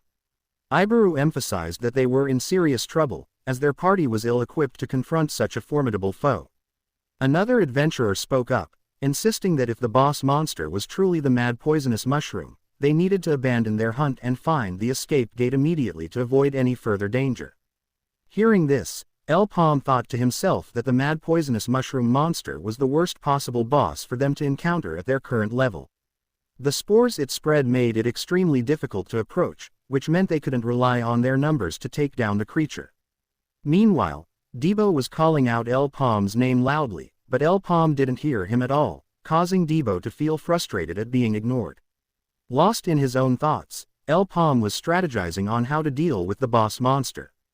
He realized that if they wanted to take it down, they would need to use ranged attacks.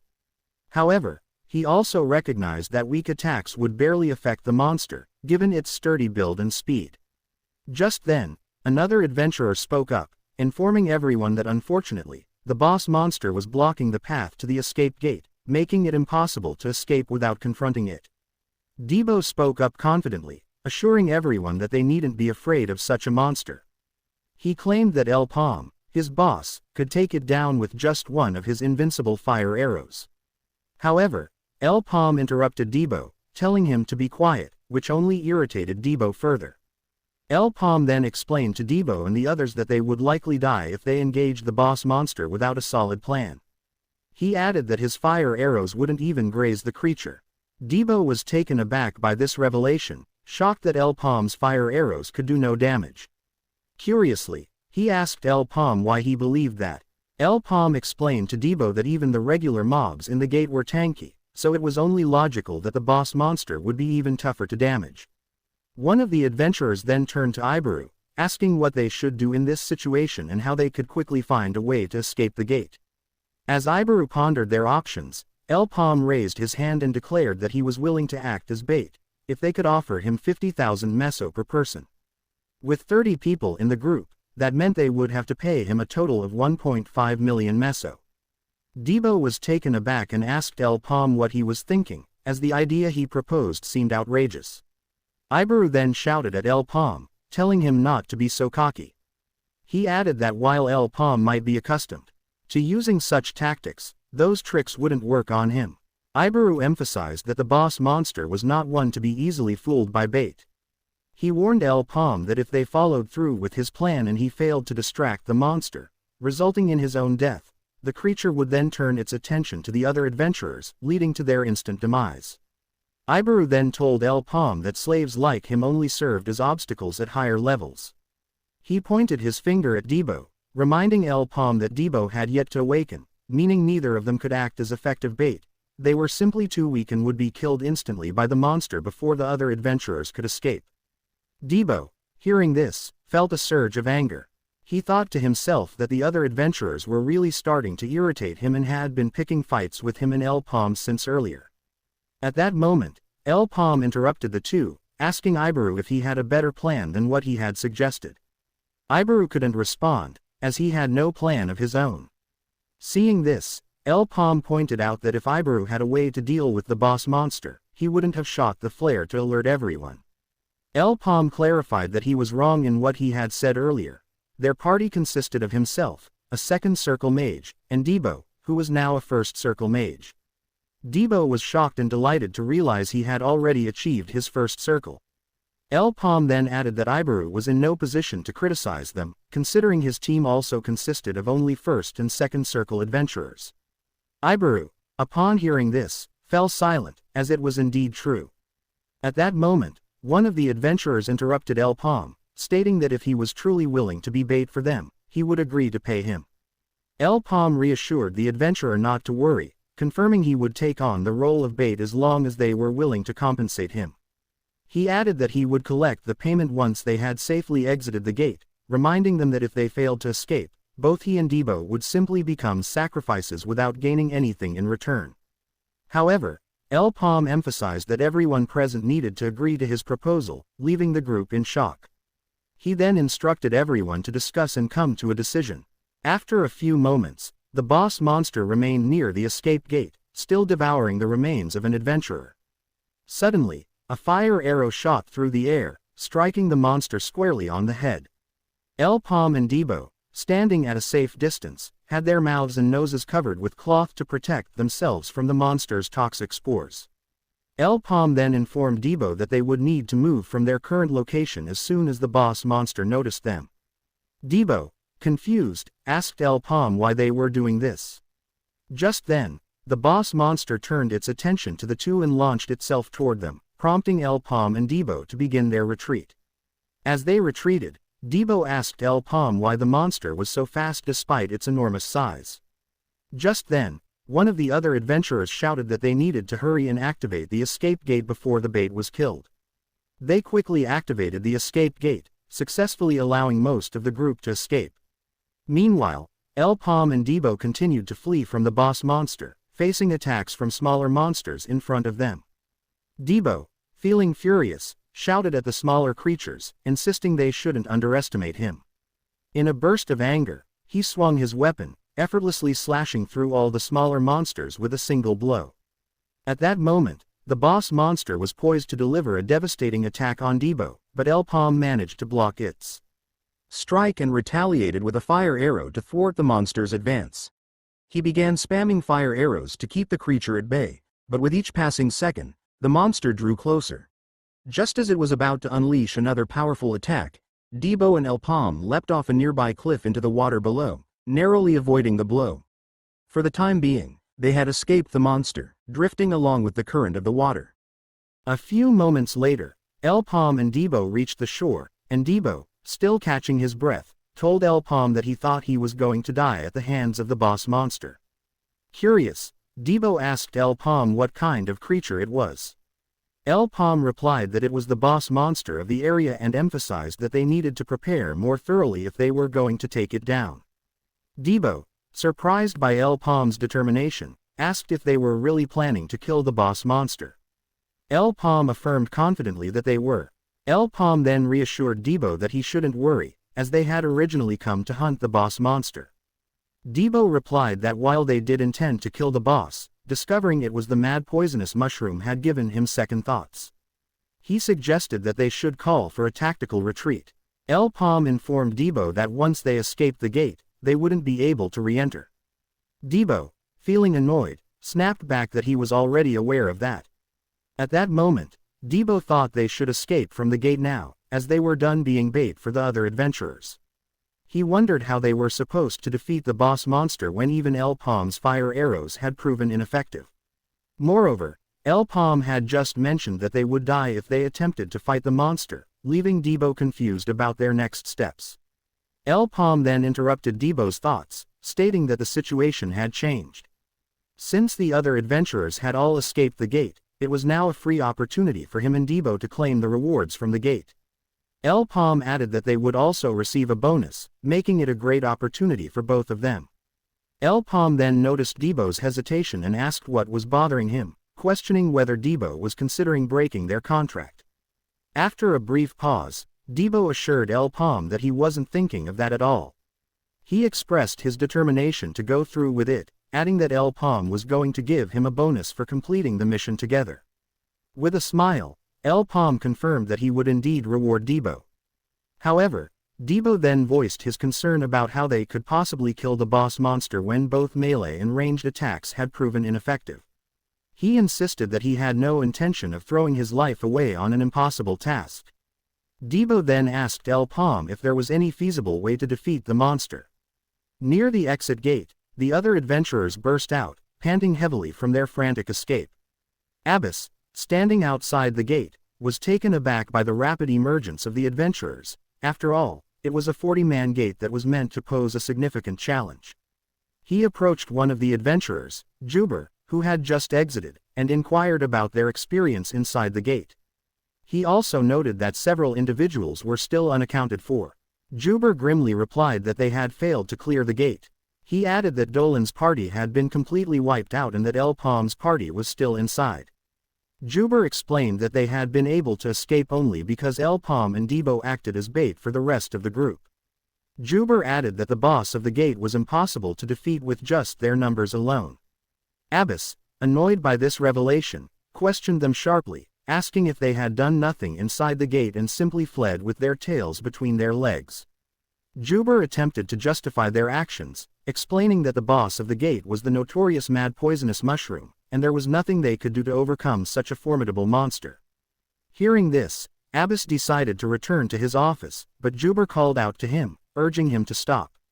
He pointed out that El Paume and Debo had yet to emerge from the gate, and since it was still active, it meant that the two of them might still be alive. Abbas firmly told Juber that the two of them wouldn't survive, it was only a matter of time. After all, Juber had already pointed out that the boss monster of the gate was the mad poisonous mushroom, which left no hope for El Paume and Debo to escape alive. Abbas added that if Juber wanted to wait for El Paume and Debo, he was free to do so, but Abbas had no time to waste on those he was certain would perish. At that moment, Juber was left speechless, unable to counter Abbas's grim assessment. At that moment, Abbas regarded the adventurers as utterly useless. He believed that El Paume and Debo were merely fortunate in their previous expeditions, and the idea of a two-circle mage like El Paume defeating a mad poisonous mushroom was laughable. It was clear to him that their chances of success were slim to none. Abbas decided he had no use for adventurers like them, thinking it might be better for El Paume and Debo to perish inside the gate. He longed for adventurers who could rise to challenges, those who could turn the impossible into the possible. With this thought weighing on his mind, Abbas returned to his office. Meanwhile, inside the gate, the boss monster continued to roam, searching relentlessly for El Paume and Debo. At a distance, El Paume was charging his fire arrows, preparing to strike the boss monster. He turned to Debo and declared that it was time to begin the hunt. As he released the fire arrow, El Paume reflected on how the boss monster was faster and sturdier than any he had faced before. To make matters worse, its poisonous attacks added an extra layer of difficulty to the battle. In light of these challenges, Paume decided that it was best to maintain their distance and unleash a barrage of overwhelming ranged attacks. Although Paume understood the need for greater power, he knew he couldn't yet achieve that level with the fire arrows he could currently conjure. However, he believed that using telekinesis to spin the arrow at high speed would significantly enhance its piercing effect. This technique was unique to him, born from his inspiration of a bullet, and he had named the skill, revolver. At that moment, the fire arrow, much stronger and faster than its predecessors, struck the boss monster directly near its shoulder, creating a massive hole in its body.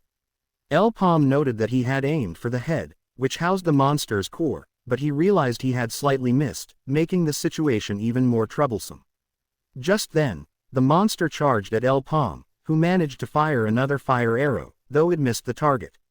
He thought to himself that using the revolver technique while on the move was quite challenging, and the main issue was its cooldown.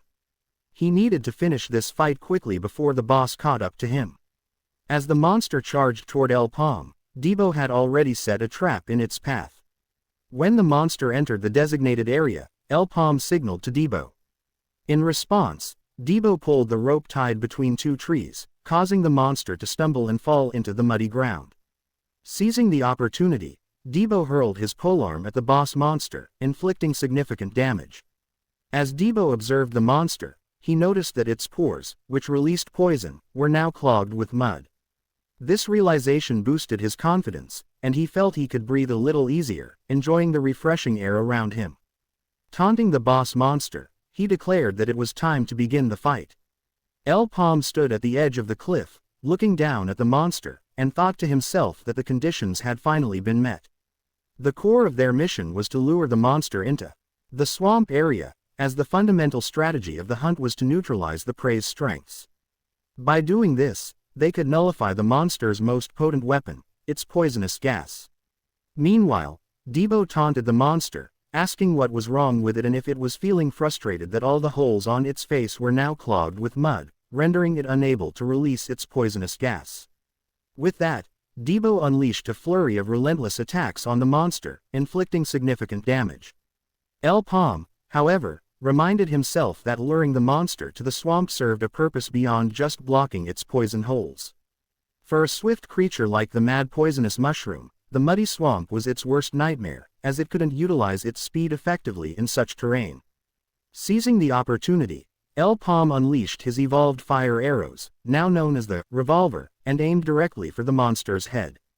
Debo, wondering if the monster was dead from the strike, was abruptly interrupted by Paume, who shouted at him to aim for the core located near the monster's head. At that moment, Debo hurled his polearm at the monster's head, but the creature managed to catch it, yanking Debo along with it.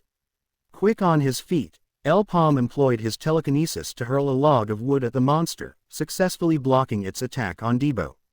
Debo swiftly retreated, and as the monster struggled to locate him, Paume raised a wall of water around them to obscure the creature's vision. Seizing the opportunity, Debo approached from behind the monster and, with a swift motion, used his polearm to cleanly sever the creature's head from its body. After delivering the fatal blow, Debo looked up at Paume and gave him a thumbs up, signaling that he had completed the task. Paume smiled back, proud of Debo's accomplishment. However, their moment of triumph was abruptly interrupted when the headless boss monster launched a powerful attack toward Debo, sending him crashing to the ground. Confused and shocked, Paume struggled to comprehend what had just happened. He had been certain that the monster was defeated. As the reality of the situation sank in, Paume realized he must have overlooked something critical. At that moment, the headless monster began to climb the cliff toward him. Debo quickly got to his feet and shouted in frustration that the monster was really starting to annoy him. Fueled by rage, he unleashed his slash burst move, slicing through half of the monster's body. Yet, despite the significant damage, the boss monster continued its relentless climb toward Paume, determined to kill him. As it ascended, Paume noticed a gaping hole in the monster's body, revealing its true head hidden inside. Grateful for the monster's inadvertent guidance, Paume took aim and fired his revolver directly at the exposed head, killing the creature instantly. As the monster exploded, it released a torrent of poisonous gas into the air, prompting Debo to think that even in death, the creature was still a nuisance. Reacting swiftly, Paume used telekinesis to pull Debo away from the toxic cloud. Breathing heavily, Debo asked Paume if it was truly over, to which Paume replied affirmatively, praising Debo for his performance. He suggested they retrieve the mana stone once the poison cleared. Just then, to their shock, the monster re-emerged in the sky, its core still intact, and unleashed a massive cloud of poisonous gas into the atmosphere. Back in the head office, Rakan chuckled upon seeing Abbas return. He remarked that Abbas's temper hadn't changed a bit. Abbas, apologizing for the situation, suggested they send the Cygna's knights to handle the matter. Just then, a knock sounded at the door. Abbas, irritated, instructed the person outside not to disturb them and to go away. However, the individual insisted on entering. Curiosity piqued, Abbas wondered who would dare defy his orders, only to be taken aback when he saw that it was none other than Paume himself. With a serious expression, Paume announced his return, while Rakan grinned with excitement, sensing he had stumbled upon something intriguing in Paume. At that moment, Rakan called out to Abbas, asking what was happening, as he was surprised to see Paume, whom he had thought dead, standing before them. Grinning, Rakan turned to Paume, expressing his pleasure at finally meeting him and introducing himself. He then remarked that Paume's survival skills were as impressive as the rumors had suggested and added that Paume was exactly the kind of person they needed in Gafor at that moment. Upon hearing this, Paume bowed and expressed gratitude to Rakan for the compliment. Pleased with Paume's politeness, Rakan smiled and mentioned that he had one question to ask. He then inquired whether Paume would be able to demonstrate his abilities once again in the upcoming 100-man gate. Paume replied that it would be difficult, surprising Rakan with his response. Abbas, hearing this, became furious and chastised Paume, reminding him that this was no way to speak to Rakan. He added that he hadn't helped Paume become an adventurer just so he could pick and choose his missions. Rakan then reminded Paume that he still had a debt to repay to Abbas. However, despite Paume's reply, Rakan noted that although he had said it would be tough, he hadn't said it was impossible. With a knowing look, Rakan understood what Paume truly wanted. Rakan then told Paume he would rephrase his question and asked what Paume wanted in exchange for participating in the mission. Later, inside a bar, Debo, shocked, spilled his drink upon hearing that Paume had demanded 5 million meso per person for the 100-man gate. He exclaimed that 5 million was far too much for one person. Meanwhile, Paume, glaring at Debo in anger, was drenched in the drink Debo had spilled onto his face. Realizing what he'd done, Debo quickly apologized to Paume. Debo then asked Paume if he wasn't being too greedy, adding that the offer would likely be declined. He also reminded Paume that if they participated in the 100-man mission, it would be their first big task in a while. Paume, unfazed, replied that this wasn't his concern and that Rakan would be the one to make the final decision. Frustrated, Debo told Paume he shouldn't act so indifferent after creating such a huge mess, warning that if the deal fell through, Abbas would blacklist both of them, ruining their lives. At that moment, Ibaru approached them from behind and remarked that Paume and Debo seemed much more relaxed than he and his team, who felt as if they were on the verge of death. Debo, irritated by the comment, turned to Ibaru and demanded to know what he had just said, adding that this was no way to thank the people who had just saved his and his team's lives. Debo then admitted that he hadn't liked Ibaru since the day they first met and, in a burst of frustration, challenged Ibaru to put aside their ranks and settle things with a fight. Just as tensions rose, Ibaru and his team suddenly bowed to Paume and Debo, offering a sincere apology. Debo, caught off guard by the unexpected turn of events, stood there in surprise. Ibaru admitted to Paume and Debo that he had misjudged their abilities and had doubted their skills. Ashamed of himself as an adventurer for doing so, he apologized on behalf of his team for their actions. Ibaru then pulled out a bag and handed it to Debo, explaining that it contained the promised amount for 30 people, totaling 1.5 million meso. He added that everyone had pitched in a little extra as a gesture of gratitude.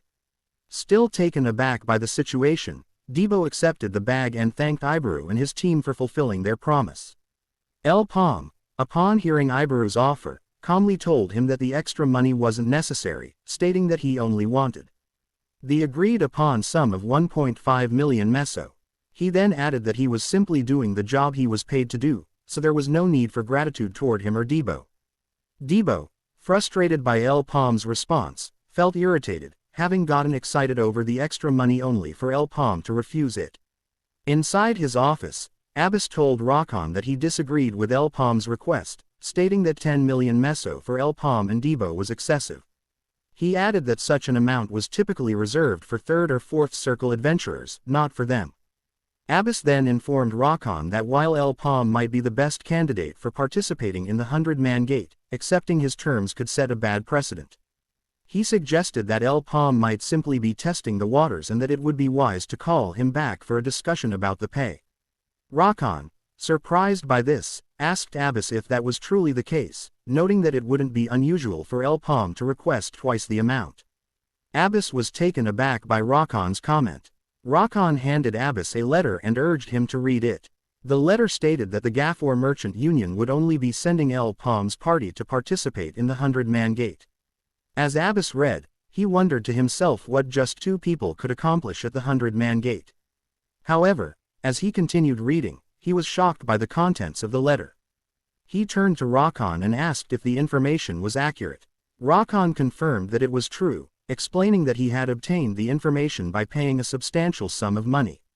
He then emphasized to Abbas that he should not be mistaken and added that the war had already begun. A few moments later, inside the 100-man gate, adventurers were preparing to enter. At that moment, El Paume and Debo arrived, and Debo expressed his surprise that the Gafor Merchant Guild had agreed to their terms. El Paume cautioned Debo not to get too excited and to focus on their current situation. Debo, in response, reassured El Paume that he was also an experienced adventurer now. As they conversed and walked, other adventurers began to take notice of El Paume and Debo. Debo remarked on the different atmosphere, but as he spoke, another adventurer approached and announced to everyone that there were new faces, pointing at El Paume and Debo. The adventurer then asked the two if they were adventurers from the Gafor Merchant Union, adding that it was nice to meet El Paume and Debo. He introduced himself as Sheldon, an E-class adventurer from the Genis Merchant Union. In response, El Paume introduced himself, stating that he was a C-class adventurer. Sheldon was taken aback by this revelation and expressed his surprise, mentioning that he had thought only first or second circle adventurers could enter the gate due to the restrictions. He was astonished to see a C-class adventurer present. At that moment, a woman approached and told Sheldon to give her some space, as she had business to discuss with El Paume. Realizing that El Paume was already engaged with her, Sheldon became irritated and walked away, remarking that it was a waste of time to talk to El Paume. In a flashback to the past, El Paume was in Abbas's office, where he asked Abbas why he needed to team up with another guild. At that moment, Abbas instructed El Paume to simply follow his orders and not ask too many questions. He explained that El Paume and Debo, as members of the Gafor Merchant Union, would be collaborating with the Cygna's Night Order for the 100-man gate. Abbas then explained to El Paume that the quota for the gate had already been filled by adventurers from other merchant unions, which was why they had decided to collaborate with the Cygna's Night Order. He added that even though they were just trainee knights, their chances of successfully completing the 100-man gate would be higher. Abbas acknowledged that the Cygna's Night Order might have ulterior motives for participating, but he believed that their offer to the Gafor Merchant Union was reasonable. He concluded that it would be more beneficial for the two groups to work together. Upon hearing that, El Paume told Abbas that he understood the situation and remarked that cooperation should not be difficult. However, Abbas cautioned him that it would not be as easy as he thought, expressing his feeling that there was something off about the Cygna's Night Order. Back in the present, the woman introduced herself to El Paume as Kiri and explained that she would be leading the trainees of the Cygna's Night Order. Kiri then warned El Paume not to assume they were of the same status simply because she had spoken to him. She made it clear that she wanted to avoid any additional trouble, instructing El Paume to listen to her words and follow her directions quietly. Debo, observing Kiri's attitude toward El Paume, felt irritated by her behavior. Kiri then asked El Paume if he and Debo were the only representatives sent from the Gafor Merchant Union. El Paume confirmed that it was indeed just the two of them. Upon hearing this, Kiri thought to herself that the Gafor Merchant Union might have completely given up on the gate by sending only 2 adventurers. At that very moment, members of the Dig Merchant Union and Merdia Merchant Union arrived, causing the atmosphere to shift dramatically. Debo was taken aback by the presence of these adventurers. At that moment, the 3 Natasha sisters from the Goldrich Merchant Union made their entrance. As soon as they arrived, an adventurer stepped forward and announced that everyone was now present. He introduced himself as Lonko and explained that he and his team were the chosen ones, tasked with providing support while the rest of the adventurers exited the gate. Lonko added that although everyone might have already heard this from their respective unions, he would explain it once more. He emphasized that any legendary item that emerged from the gate would not belong to the adventurers, even if they were the ones to obtain it. Lonko continued by stating that the rights to the items belong to their respective merchant unions and that the adventurers present would be compensated according to the terms they had agreed upon. He informed the adventurers that, although they would not be able to keep the legendary items for themselves, they would still be allowed to keep all the mana stones they obtained from the gate. Lonko then smiled and told everyone that if anyone was caught trying to pocket an item, they would have to face off against his party, which consisted of B-class adventurers. Debo, glancing at Lonko's arm, was shocked to see that he already had 5 circles marked on his hand. This made Debo increasingly worried as he observed Lonko's party, realizing just how strong they truly were. After making his announcements, Lonko informed everyone that they were now allowed to enter the gate. At that moment, Kiri instructed El Paume to follow her, stating that she would be leading the party and that they would be the ones to succeed and conquer the gate. Debo, feeling annoyed by Kiri's demeanor, turned to El Paume and asked what was wrong with her. He also questioned whether they really had to work with someone like Kiri. El Paume, on the other hand, did not hear what Debo was saying. He was lost in his own thoughts. At that moment, he reflected that the time had finally come, and he realized that all his previous efforts, which he had worked so hard to achieve, were ultimately for this moment, to enter the 100-man gate. El Paume thought to himself that the 100-man gate was an experience he had not had in his previous life. Now that he was given the chance to enter, he felt he must succeed no matter what, as everything would start from this gate. He understood that succeeding in this mission would greatly benefit him in the future. At that moment, El Paume told Debo that they should enter the gate. Meanwhile, Debo, still irritated by Kiri's attitude, declared that he would not help Kiri and her team even if they came to him and El Paume crying later. A few moments later, all the adventurers were inside the gate, and Debo asked El Paume why the grass was so tall, as he couldn't see anything because of it. At that moment, Kiri interrupted Debo, reminding him that they were not there for sightseeing and instructing him to keep up with the rest of the team. Debo, feeling irritated, turned to El Paume and asked if they were really going to accept this treatment from Kiri. However, when he looked at El Paume, he noticed that El Paume was preoccupied with something else. Debo then asked El Paume what he was doing. El Paume, at that moment, pressed one side of his face to the ground, listening intently. He could hear something approaching them. After a few moments, one of the adventurers announced that he also heard something coming at a fast pace. Just then, everyone caught sight of the ribbon pigs charging toward them. There were at least over 1,000 ribbon pigs stampeding in their direction. Kiri immediately instructed everyone to spread out to avoid being trampled by the approaching monsters. Everyone was in a state of panic, running in all directions to escape the charging monsters. As they fled, Kiri informed one of her team members that the situation was favorable for them, as they could lure the monsters into a more obstructed area for hunting. However, the team member pointed out a significant issue: the Gafor Merchant Union members were missing. Kiri, upon hearing this, was shocked by the situation. In a different location, Debo informed El Paume that the area they were in felt refreshing and suggested they could relax now. Debo then asked El Paume how he had been able to anticipate the stampede of the ribbon pigs. El Paume explained that, based on his experience, many herds of beasts traveled across the plains they were currently in.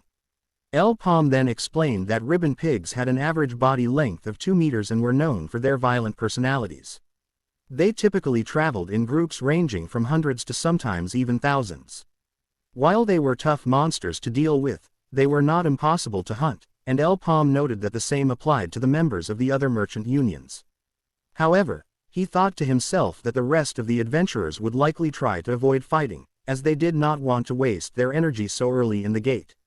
Since no one knew what other monsters they might encounter inside the gate, it was unlikely that the challenge would end with just a few ribbon pigs. As a result, the adventurers would want to avoid fighting weaker monsters as much as possible to conserve their energy.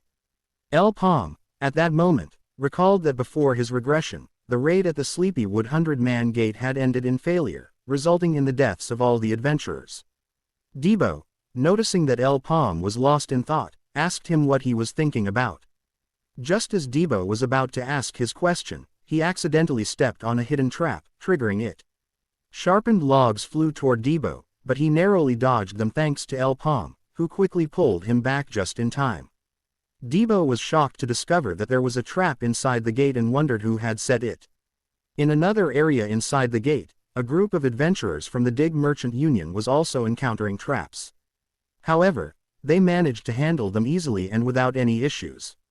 One of the adventurers, named Babel, remarked that the traps were quite childish after successfully dealing with them.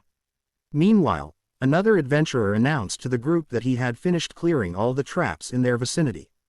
Crocos, the leader of the group, cautioned Babel not to let his guard down, even after they had removed all the traps. He emphasized that while the traps may seem small, they were still dangerous enough to kill someone instantly. Crocos noted that the enemies had adopted human hunting methods, indicating that they were not just ordinary monsters. He deduced that if the monsters possessed this level of intelligence, they must be hob monsters. Crocos explained that hob monsters were significantly more challenging to deal with and were equivalent to boss monsters in a red gate. With this information, Crocos informed his team that they now had a clearer understanding of what to expect. Crocos then stated that the difficulty of this gate was high and that everyone would meet their end without realizing it if there were no adventurers of his caliber around. He urged his team to take advantage of their current situation and knowledge, instructing them to follow him closely. Crocos emphasized that they should not leave anything behind. However, as he turned to his team, he was horrified to see that all of his team members had been beheaded. Before he could react to the situation, Crocos himself was also decapitated in an instant, unable to defend himself or comprehend what was happening. Back with Paume and Debo, Paume was contemplating the identity of the person who had used the ribbon pigs to distract the adventurers entering the gate. He reflected that he had no knowledge of who had devised this strategy, but it had worked out in his favor, allowing him to separate from the rest of the group. This presented a valuable opportunity for Paume to begin implementing the plan he had devised. In a different area, a man stood beside the three Natasha sisters, who were immobilized and unable to move. He expressed that the situation was bothersome but acknowledged that he was pressed for time and needed to get started. Narisha, the eldest of the three sisters, attempted to move her body, but the mysterious man informed her that it was futile, as he had cast a spell that rendered them immobile for the next 30 minutes.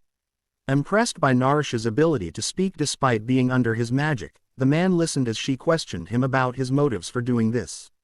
The mysterious man then told Narisha that he would eliminate her immediately, as she appeared to be a threat. In an instant, he killed her on the spot, leaving her two sisters in shock and fear at the sight of their siblings' demise. After dispatching Narisha, the man contemplated her earlier question and addressed the remaining sisters, stating that it was a difficult question to answer. As the sisters panicked, he activated his magic and informed them that he was carrying out these actions for Sir Black Magician. At that moment, he launched a fire arrow at both sisters, incinerating them instantly. After killing them, the mysterious man, William, thought to himself that there seemed to be no end to this and that he really wanted to just laze around. As he contemplated this, he recalled what his superior had told him. His superior had called out his name and informed William that they had waited quietly for a long time for the right moment, and it was finally here. The superior added that they had been hiding, growing their strength, and spreading their influence, and now it was time to reap the fruits of their labor. William responded that he would not let him down. At that moment, his superior handed William a mysterious item and instructed him to use it wisely for his next mission, emphasizing that failure would not be tolerated. Returning to the present, William reminded himself that it could not be helped and that it was now time for him to get serious and complete the mission assigned to him. Moments later, night fell, and Paume and Debo found themselves near the base of the hob monsters. Debo, observing the monsters, was taken aback by what he saw and asked Paume if it was true that all the monsters present were boss monsters. Paume, looking slightly annoyed, reminded Debo that he had already explained earlier that there was only one boss among all the hob monsters. He added that the hob monsters had high stamina and were innately strong, making it very risky to face even one of them. Furthermore, Paume noted that the hob monsters had looted items from fallen adventurers, which would complicate matters even more, as some variants could use skills through those items. Debo, shocked by the revelation, expressed to Paume that the hob monsters resembled an army of adventurers, given their ability to wield the weapons of fallen adventurers. He found it hard to believe that they would face such formidable monsters with only the two of them. Debo insisted that it would be impossible for them to confront all the monsters alone and suggested regrouping with Kiri to improve their chances against the hob monsters. Paume, surprised by this change of heart, questioned Debo about why he wanted to collaborate with Kiri after previously stating that he preferred to work separately from her. Upon hearing Paume's questions, Debo explained that he hadn't anticipated facing such powerful monsters and acknowledged that the situation had changed. He insisted that it would be impossible for just the two of them to confront these foes, so they needed to team up with Kiri. However, moments later, Debo found himself attacking a hob monster from behind, clearly irritated by Paume's reluctance to cooperate with Kiri. As Debo mulled over the situation while continuing his assault on the hob monster, the creature suddenly launched a powerful attack toward him, but Debo managed to dodge it effortlessly. Debo positioned himself behind the hob monster and swung his axe, declaring that it was over for the creature. Just as he was about to finish it off, the hob monster managed to dodge his attack, leaving Debo momentarily surprised. In that instant, the hob monster countered with a powerful blow, sending Debo flying backward. Although Debo was still unhurt, he felt frustrated that it was taking him so long to defeat the monster. However, after a few moments, the hob monster lay lifeless on the ground, and Debo had finally finished it off. As Paume approached, Debo remarked that he had expected Paume to come to his aid, but he realized he was mistaken. Paume, upon hearing Debo's remark, noted that it seemed Debo could handle the monster alone. He added that, thanks to his lack of intervention, Debo now understood that hob monsters were not impossible to defeat. However, Debo remained irritated by the situation, and just as he was about to voice his frustration, he spotted something on the ground that left him shocked. There lay the lifeless bodies of the Cygna's knights, their heads severed from their bodies. Debo turned to Paume and asked what had happened. As they approached the scene, Debo alerted Paume to a survivor. Paume moved closer to the survivor and inquired about the events that had transpired, asking if they had been attacked by a hob monster. The survivor then explained to Paume that it was not the hob monsters responsible for the deaths of the Cygna's knights but rather a group of individuals engaged in trolling. Trolling referred to the act of entering unknown gates that others could not access, with the sole purpose of gathering information and attacking other adventurers. Since the gate would disappear once they escaped, all evidence of their wrongdoing would vanish along with it. This time, the battle ended without a clear winner. With their energy drained and their manpower reduced, clearing the difficult gates seemed almost impossible. Even if they managed to secure a unique item within, the suspicions of those outside would be unavoidable. Abbas started to question the motives behind the attack, wondering if the real target was the merchant union's elite. Yet, this line of thinking seemed flawed. If their goal was indeed to eliminate these key figures, the consequences would be severe. Any such move would risk sparking a full-scale war with the other merchant unions, a risk far too great for any sensible merchant faction to take. Abbas began to suspect there might be a larger purpose behind this situation, something more complex than it appeared. Turning back to Paume and Debo, Debo asked Paume if Kiri might be the traitor. Paume replied that it was possible, as he hadn't seen her anywhere nearby.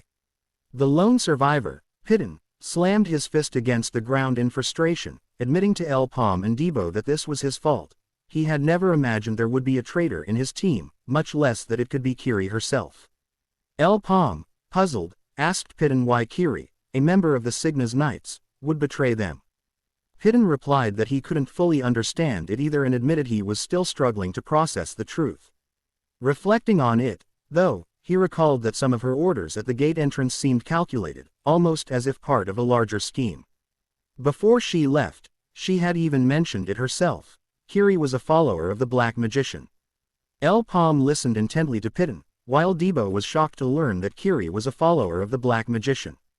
This Black Magician, a transcendent who had terrorized the Maple World 800 years ago, amassed a vast following and threatened the realm's very existence. In response, 6 legendary heroes rose to the challenge, ultimately turning the tide by sealing both the Black Magician and his forces. With their leader sealed and his followers in disarray, the allied forces managed to push back, clearing the Maple World of the Black Magician's influence. Paume thought to himself that everyone in the Maple World knew this story.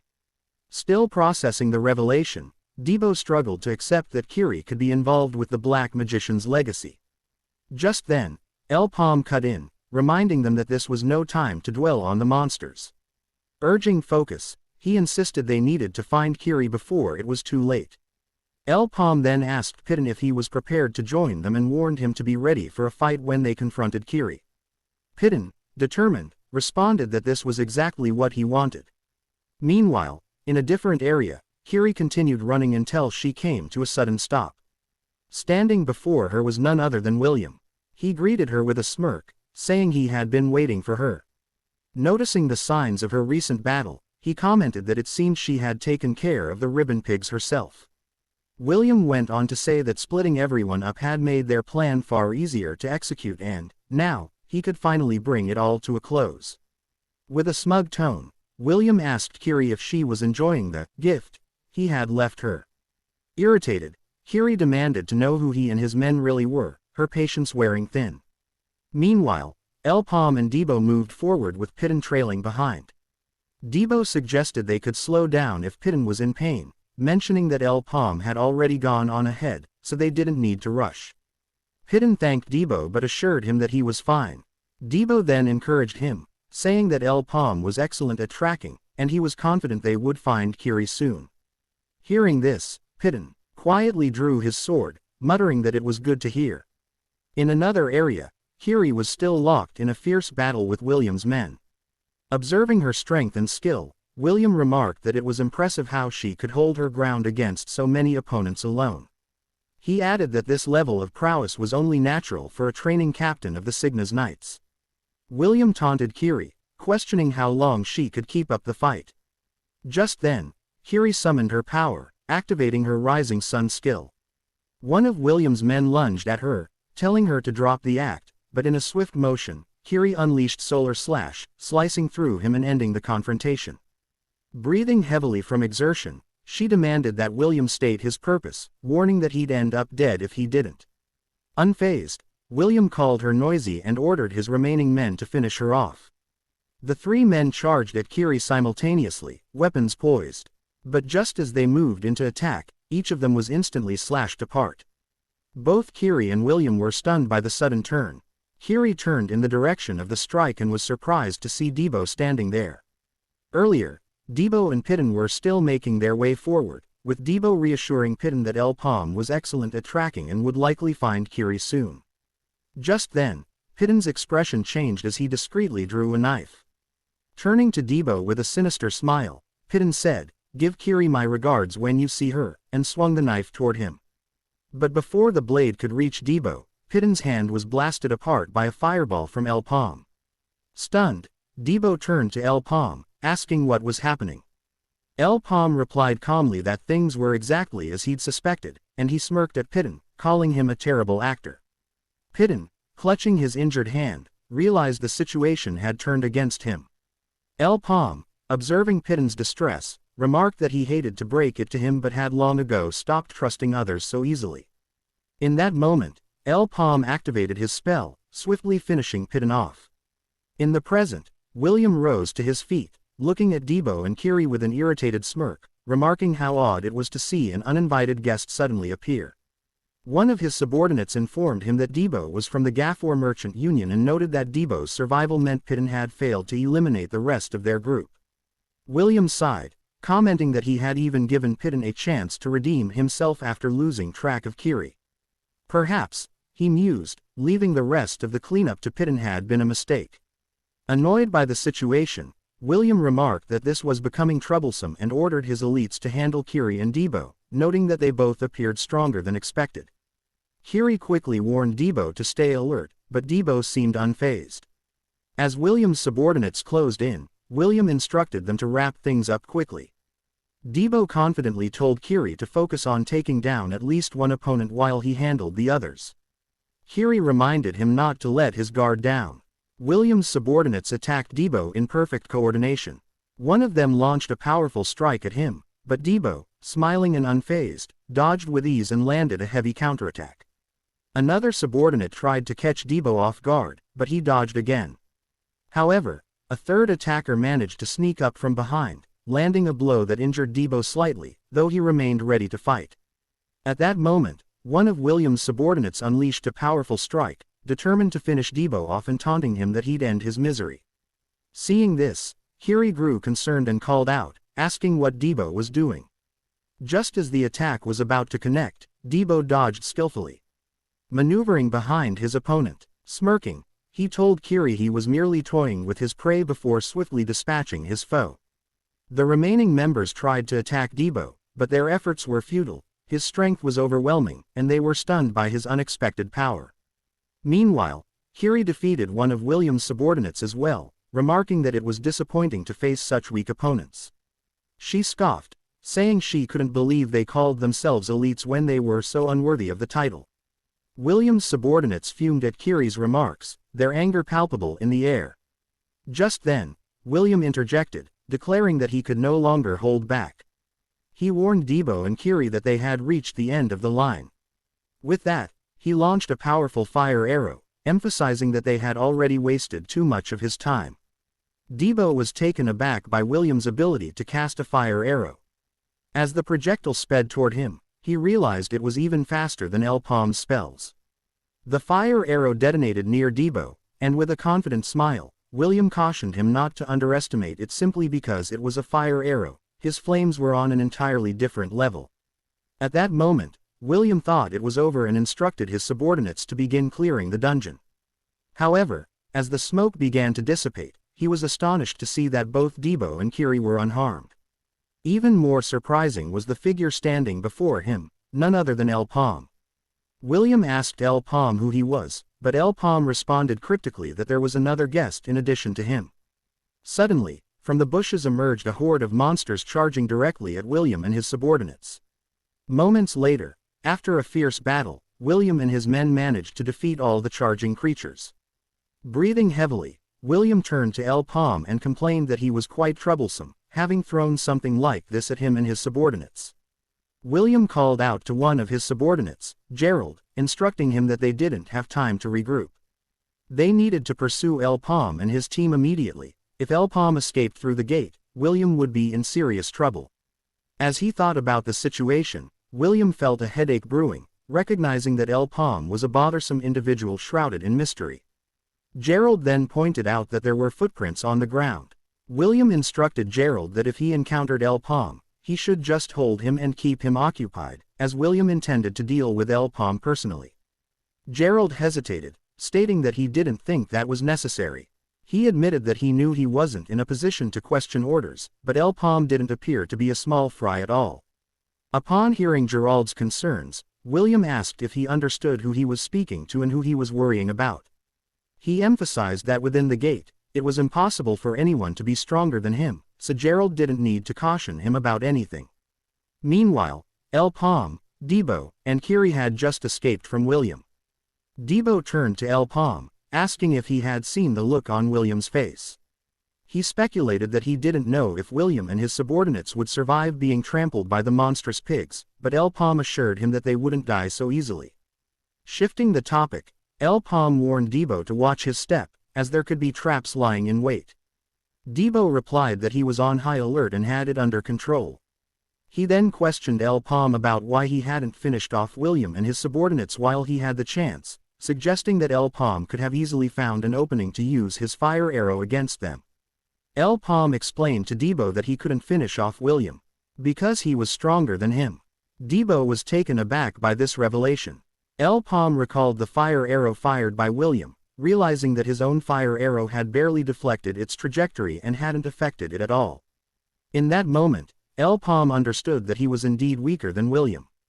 Debo, still struggling to accept this, insisted that William couldn't possibly be that much stronger and urged Paume to stop joking.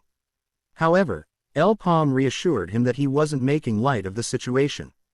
Debo found it hard to believe that they had actually run away due to being weaker than William. Paume then looked at his hand, where the circles were marked, and informed Debo that it appeared the circle had widened to its limit. Debo, not grasping what Paume meant, asked for clarification. Paume explained that the thickness of the circle influenced the speed and power of the magic used, and since he was at the peak of the second circle, they should have been equals or even stronger than William. However, he noted that William's magic surpassed his understanding. Given that William had managed to enter the gate, Paume was certain that he was also a second circle mage, without a doubt. Yet, William had somehow enhanced his skills beyond normal limits. Paume concluded that it would be fair to say that William was the strongest adventurer in the gate at that moment. Debo then asked Paume what they should do about the situation, suggesting they might try the earlier tactic they used with the Hobbs. Paume responded that it wouldn't be that simple, explaining that Hobbs were different from the basic ribbon pigs and could easily realize that he and Debo were enemies, using that knowledge against them. At that moment, Kiri intervened, questioning what the two were discussing and if they understood the gravity of their situation. She emphasized that the crucial point was that a follower of the Black Magician was hiding behind the Cygna's Night, which was significant information that could determine the fate of the Maple World. She urged them to quickly exit the gate and deliver this information. Kiri then told Paume and Debo that they should give up on clearing the gate, but Paume interrupted, insisting that it would be pointless to do so. Furious, Kiri responded that she understood Paume's background as a former slave and realized that his reluctance to leave the gate stemmed from his desire for the reward associated with clearing it. Paume then questioned Kiri about what would happen once they alerted the people outside. He asked her if this was truly the best way to eliminate the followers of the Black Magician and cautioned her not to underestimate them. He explained that the followers had been hiding for hundreds of years, growing their influence in the shadows. Simply exposing them would be like cutting off a branch, failing to address the root of the problem. Paume asserted that they needed to dig deeper to truly confront the threat posed by the followers of the Black Magician. Paume then explained to Kiri that if they chose to hide, no one would be able to locate the followers of the Black Magician. This would allow the followers to become parasites, quietly consuming the Maple World without anyone noticing. Kiri, infuriated by his reasoning, insisted that his approach would not work. She grabbed his collar and demanded to know what their next move would be, warning him not to spout nonsense without a solid plan to back it up. They were being chased, and she emphasized the need to escape before they were discovered. In response, Paume smiled at Kiri and stated that it was time for William and his subordinates to understand who the real hunters were. In a different area, one of William's subordinates was saying that they needed to quickly locate Paume, Debo, and Kiri because if they escaped from the gate, it would spell trouble for them. Just then, Debo suddenly appeared behind them and greeted them before launching an attack at one of the men. Although they managed to dodge the strike, one of the men called Debo foolish for revealing himself and vowed to finish him off. At that moment, one of the traps set up by Paume was triggered, hitting the man directly and dealing significant damage. One of his subordinates shouted a warning, but Debo told the man that he did not have the luxury of looking away. He then delivered a powerful blow to the man, following it up with a relentless barrage of strikes until the man was left unconscious. Another subordinate was taken aback by the unfolding events, but at that moment, Kiri arrived and delivered a powerful blow to the woman, warning her not to look away. Kiri was already irritated with how things were going and was determined not to let the woman escape easily. Meanwhile, William noticed that the fight between his subordinates and the rest of Paume's team had commenced. He addressed the man approaching him, who was none other than Paume, and expressed curiosity about whether they had been waiting for William and his subordinates for a long time. William then let out a menacing laugh and told Paume that it was time to get started. In that instant, both Paume and William activated their spells, unleashing fire arrows at each other. As time passed, the two continued exchanging fire arrows, but then William executed an unexpected sneak attack that startled Paume. Just as Paume dodged the initial attack, William struck from behind, casting a fire arrow spell that hit him directly. However, as the smoke cleared, Paume remained standing, having successfully evaded William's fire arrow. William, surprised and excited by this, asked if Paume had just cancelled his spell, noting that it was unexpected since he was sure Paume lacked the power to block his fire arrow. Curious, William inquired how Paume had managed to dodge his attacks, but Paume remained silent, saying nothing in response. Noticing Paume's silence, William remarked that it seemed Paume wasn't much of a talker. He added that it was fine if Paume didn't want to share, as they couldn't casually chat while engaged in battle. At that moment, William cast another fire arrow and declared that he would figure things out himself. However, just as the fire arrow was about to reach Paume, he activated his revolver spell, overpowering William's attack. Shocked by the strength of Paume's spell, William watched as Paume used telekinesis to spin the arrow, transforming it into a drill that pierced through William's magic, something William had never encountered before. In an instant, Paume's spell struck William directly. Moments later, William remained standing and expressed his disbelief, stating that he hadn't expected Paume to enhance his skills using telekinesis. William acknowledged that he now understood Paume's capabilities, referring to him as one of the so-called geniuses. With a menacing smile, William admitted that Paume was exactly the type he hated the most. At that moment, William launched another fire arrow, declaring that they were going to have more fun and challenging Paume to showcase more of his abilities. In response, Paume used telekinesis to block the fire arrows with nearby rocks. However, William taunted him, questioning what he was doing and suggesting that playing hide-and-seek shouldn't be Paume's only skill. At that moment, Paume used his telekinesis to control one of the fire arrows he had already cast, directing it straight toward William. Although surprised that Paume had cast a fire arrow without him noticing, William managed to dodge the attack. The fire arrows continued to pursue him, and despite his evasive maneuvers, William grew increasingly annoyed. He declared to Paume that the game was over and launched a fire arrow in retaliation. Paume successfully countered it with his revolver spell, but William pressed on with his assault, unleashing poison breath that caught Paume off guard. Moments later, the entire area was engulfed in poison breath, and William addressed Paume, who appeared unaffected by the attack. William remarked that while poison breath was indeed useful, it had left him wide open during its casting. He speculated that if he could force Paume's fire arrows into cooldown, he could effectively seal Paume's attacks for about 30 minutes. William then mentioned that his own fire arrow spell was also on cooldown and apologized to Paume, explaining that he intended to finish him off with his dagger. As William approached Paume, he expressed his excitement, eager to see the look of despair on Paume's face when he realized he was powerless against William. He wondered if Paume would tremble or cry, but to his surprise, Paume launched himself toward William, defying expectations even after being struck by the poison breath. At that moment, Paume delivered a powerful blow to William, sending him flying backward. Reflecting on the past, Ibaru turned to Debo and asked how they had managed to overcome the mad poisonous mushroom's toxin. He reassured Debo that it was fine to share their secret since Paume wasn't around and promised to cover Debo's tab in exchange for the information. Debo chuckled and explained to Ibaru that revealing the secret would be pointless, as it wasn't something anyone could replicate at will. He went on to clarify that Paume had used a spell called Room, a telekinesis skill that could suck and trap air. Just when Debo thought they were finished battling the poisonous mushroom monster, Paume had absorbed all the poison from the large area. Ibaru, frustrated by Debo's response, remarked that what Paume had done was akin to cheating. Debo agreed, adding that Paume was like a cheat character in a game. With a smirk, he told Ibaru that the drinks would be on him since he had provided the answer. Meanwhile, in the present, Paume continued to unleash a flurry of attacks on William. With a powerful strike, he sent William flying backward.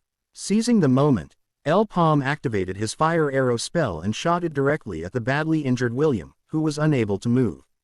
The fire arrow struck William's hand, severing it from his body.